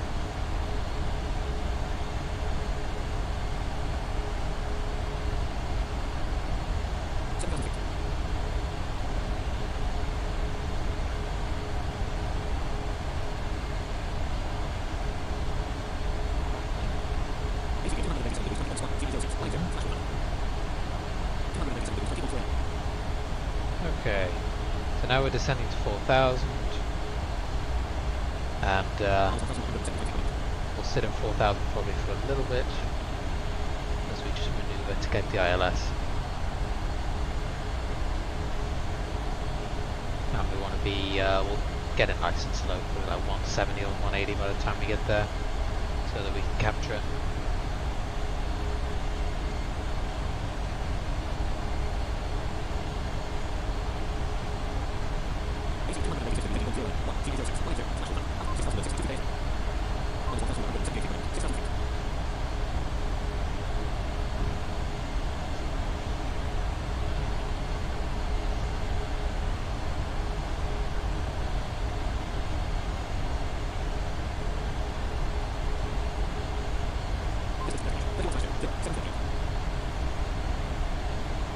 At Edinburgh Vision 2 Whiskey 3 0 Martin Fields to 5,000, and we'll shortly be making the turn around 706.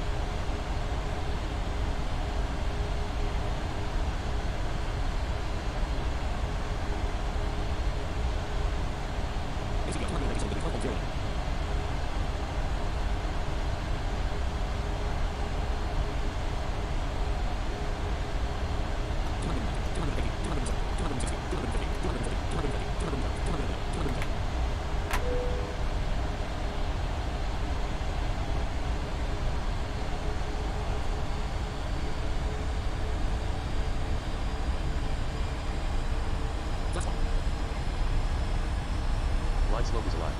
NAV1 is localized. Is alive. Runway heading 6. NAV1 is glide slope.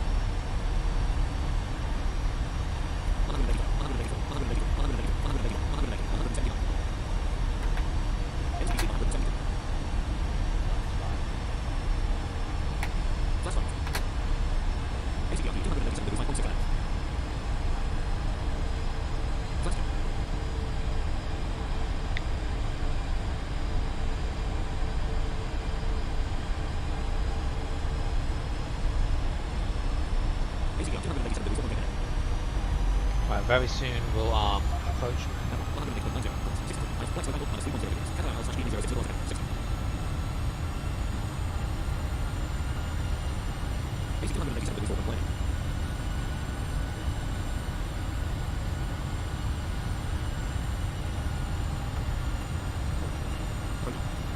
Go. 891 below. Right 138. So we need to make a big turn here in a minute. 930 below. Right Should be able to 138. do this to nice and slow. 1001 below. Right 138. 962 below. Right 138. 967 below. Right 138. 974 below. Right 138. 988 below. Right 138. 963 below. Right 138. 1036 below. Right 138. There goes our localizer. 1141 below. Right 135. 1247 below. Right 127. 1339 below. Right 114. See, we're coming round. 1456 below. Right 98. Show you one car behind you. 1480 below. Right 81. Okay, thanks. Yeah, vision 2 Delta Whiskey Brandon traffic is 15 miles. Established localizer shortly by 206. Right 47. 1376 below. Right 31. 1317 below. Right 14. I was trying to see. 1220 below. Left 3. Oh yeah. 1122 below. Left 18. Ah, well that was in Musfas, so maybe a Musfas thing. Maybe. Right slope is alive. NAV1 is localism. Localism is alive. Okay, Runway and 86. so we NAV1 is captured the slope. glide slope. Those TFM readings fired up, and yeah, that was okay. About right. Still 997. And we're good. Yeah, they weren't directly correct but Yeah, they're okay. Just hopefully they get fixed in the preview. That'd be the only thing.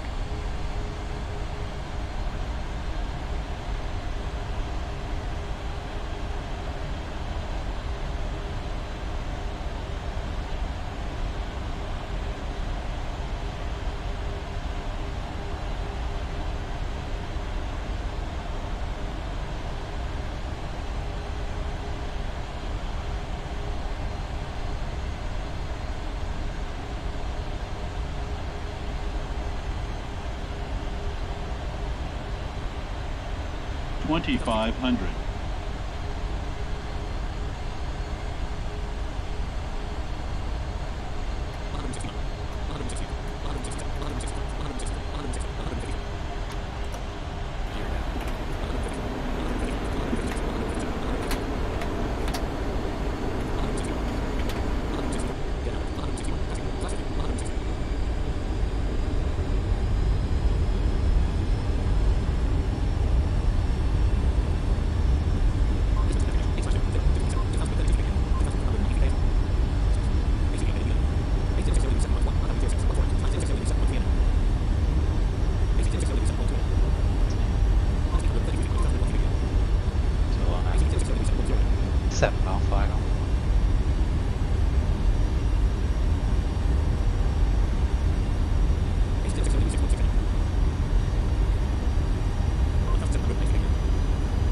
And we were going to do about 145.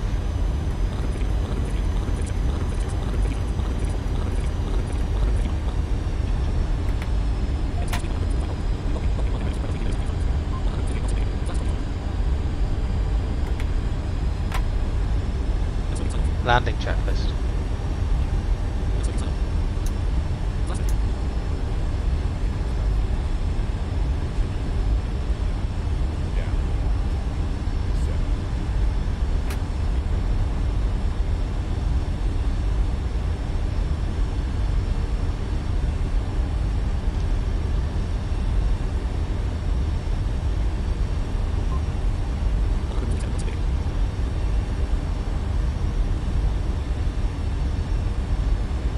1,000.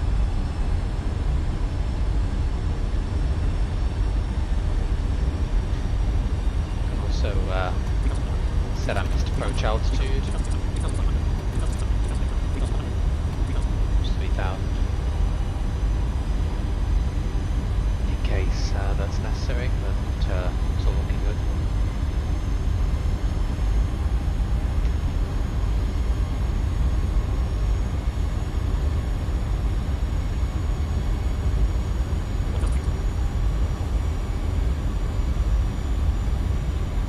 Been a little while since I've been into Edinburgh, and the last time I went to Edinburgh, if memory serves me correctly, was we did a Brussels to Edinburgh this time last year, pretty much. December. Upstream. Probably been in there off stream since. It's a nice airport, Edinburgh, for beginners. If you're in Europe and the UK, go for Edinburgh, it's a good one. Tours are always nice, and it's usually moderately busy, but nothing too bad.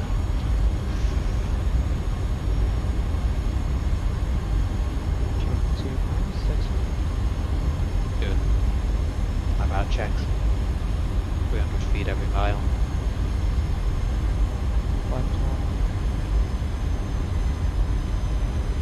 Yeah, it might be a little off, might be a little delayed. Anyway, minimum continuing. 100. 50. 30. 20. 10.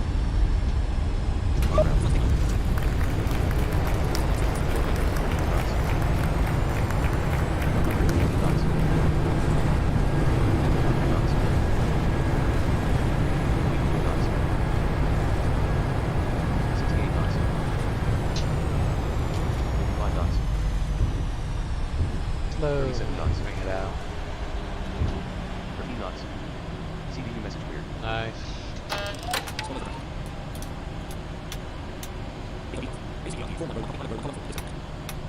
We'll jump off that sim. And we'll just park it up here. On the runway, it doesn't matter. I don't have tramp open right now, so whatever.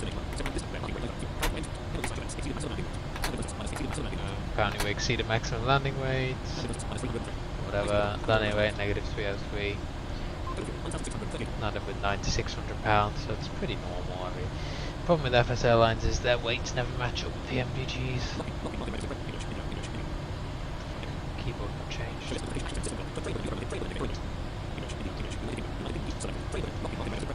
Okay. There we go. Start off. Pretty much. Alright, we'll submit this.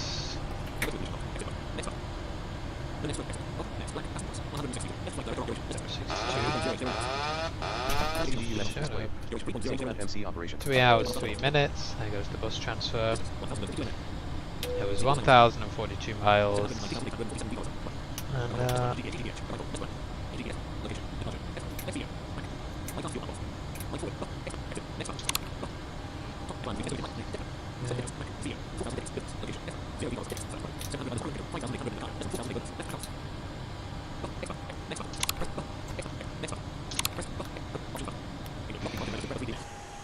well, there we go, guys. That was nice, successful landing.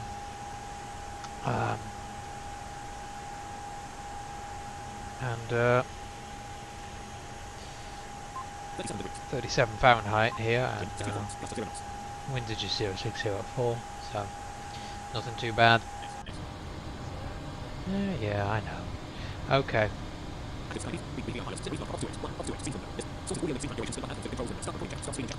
That's going to do it, so I will see you all later. Thanks for interacting in chat to everyone. Thanks Stephen for the raid. Thanks everyone in chat, Tobias, Tyler, been missing people, George, a couple of people. Anyway, yeah, we will see you in the next stream. I don't know when it will be, I should add. There will probably be a weekly update video at some point over the next few days as usual, but I don't know when the next stream will be because we are going on a vacation. So Not right now, but soonish. So may not be for a couple of weeks, at least the streams. We will have to see. But yeah.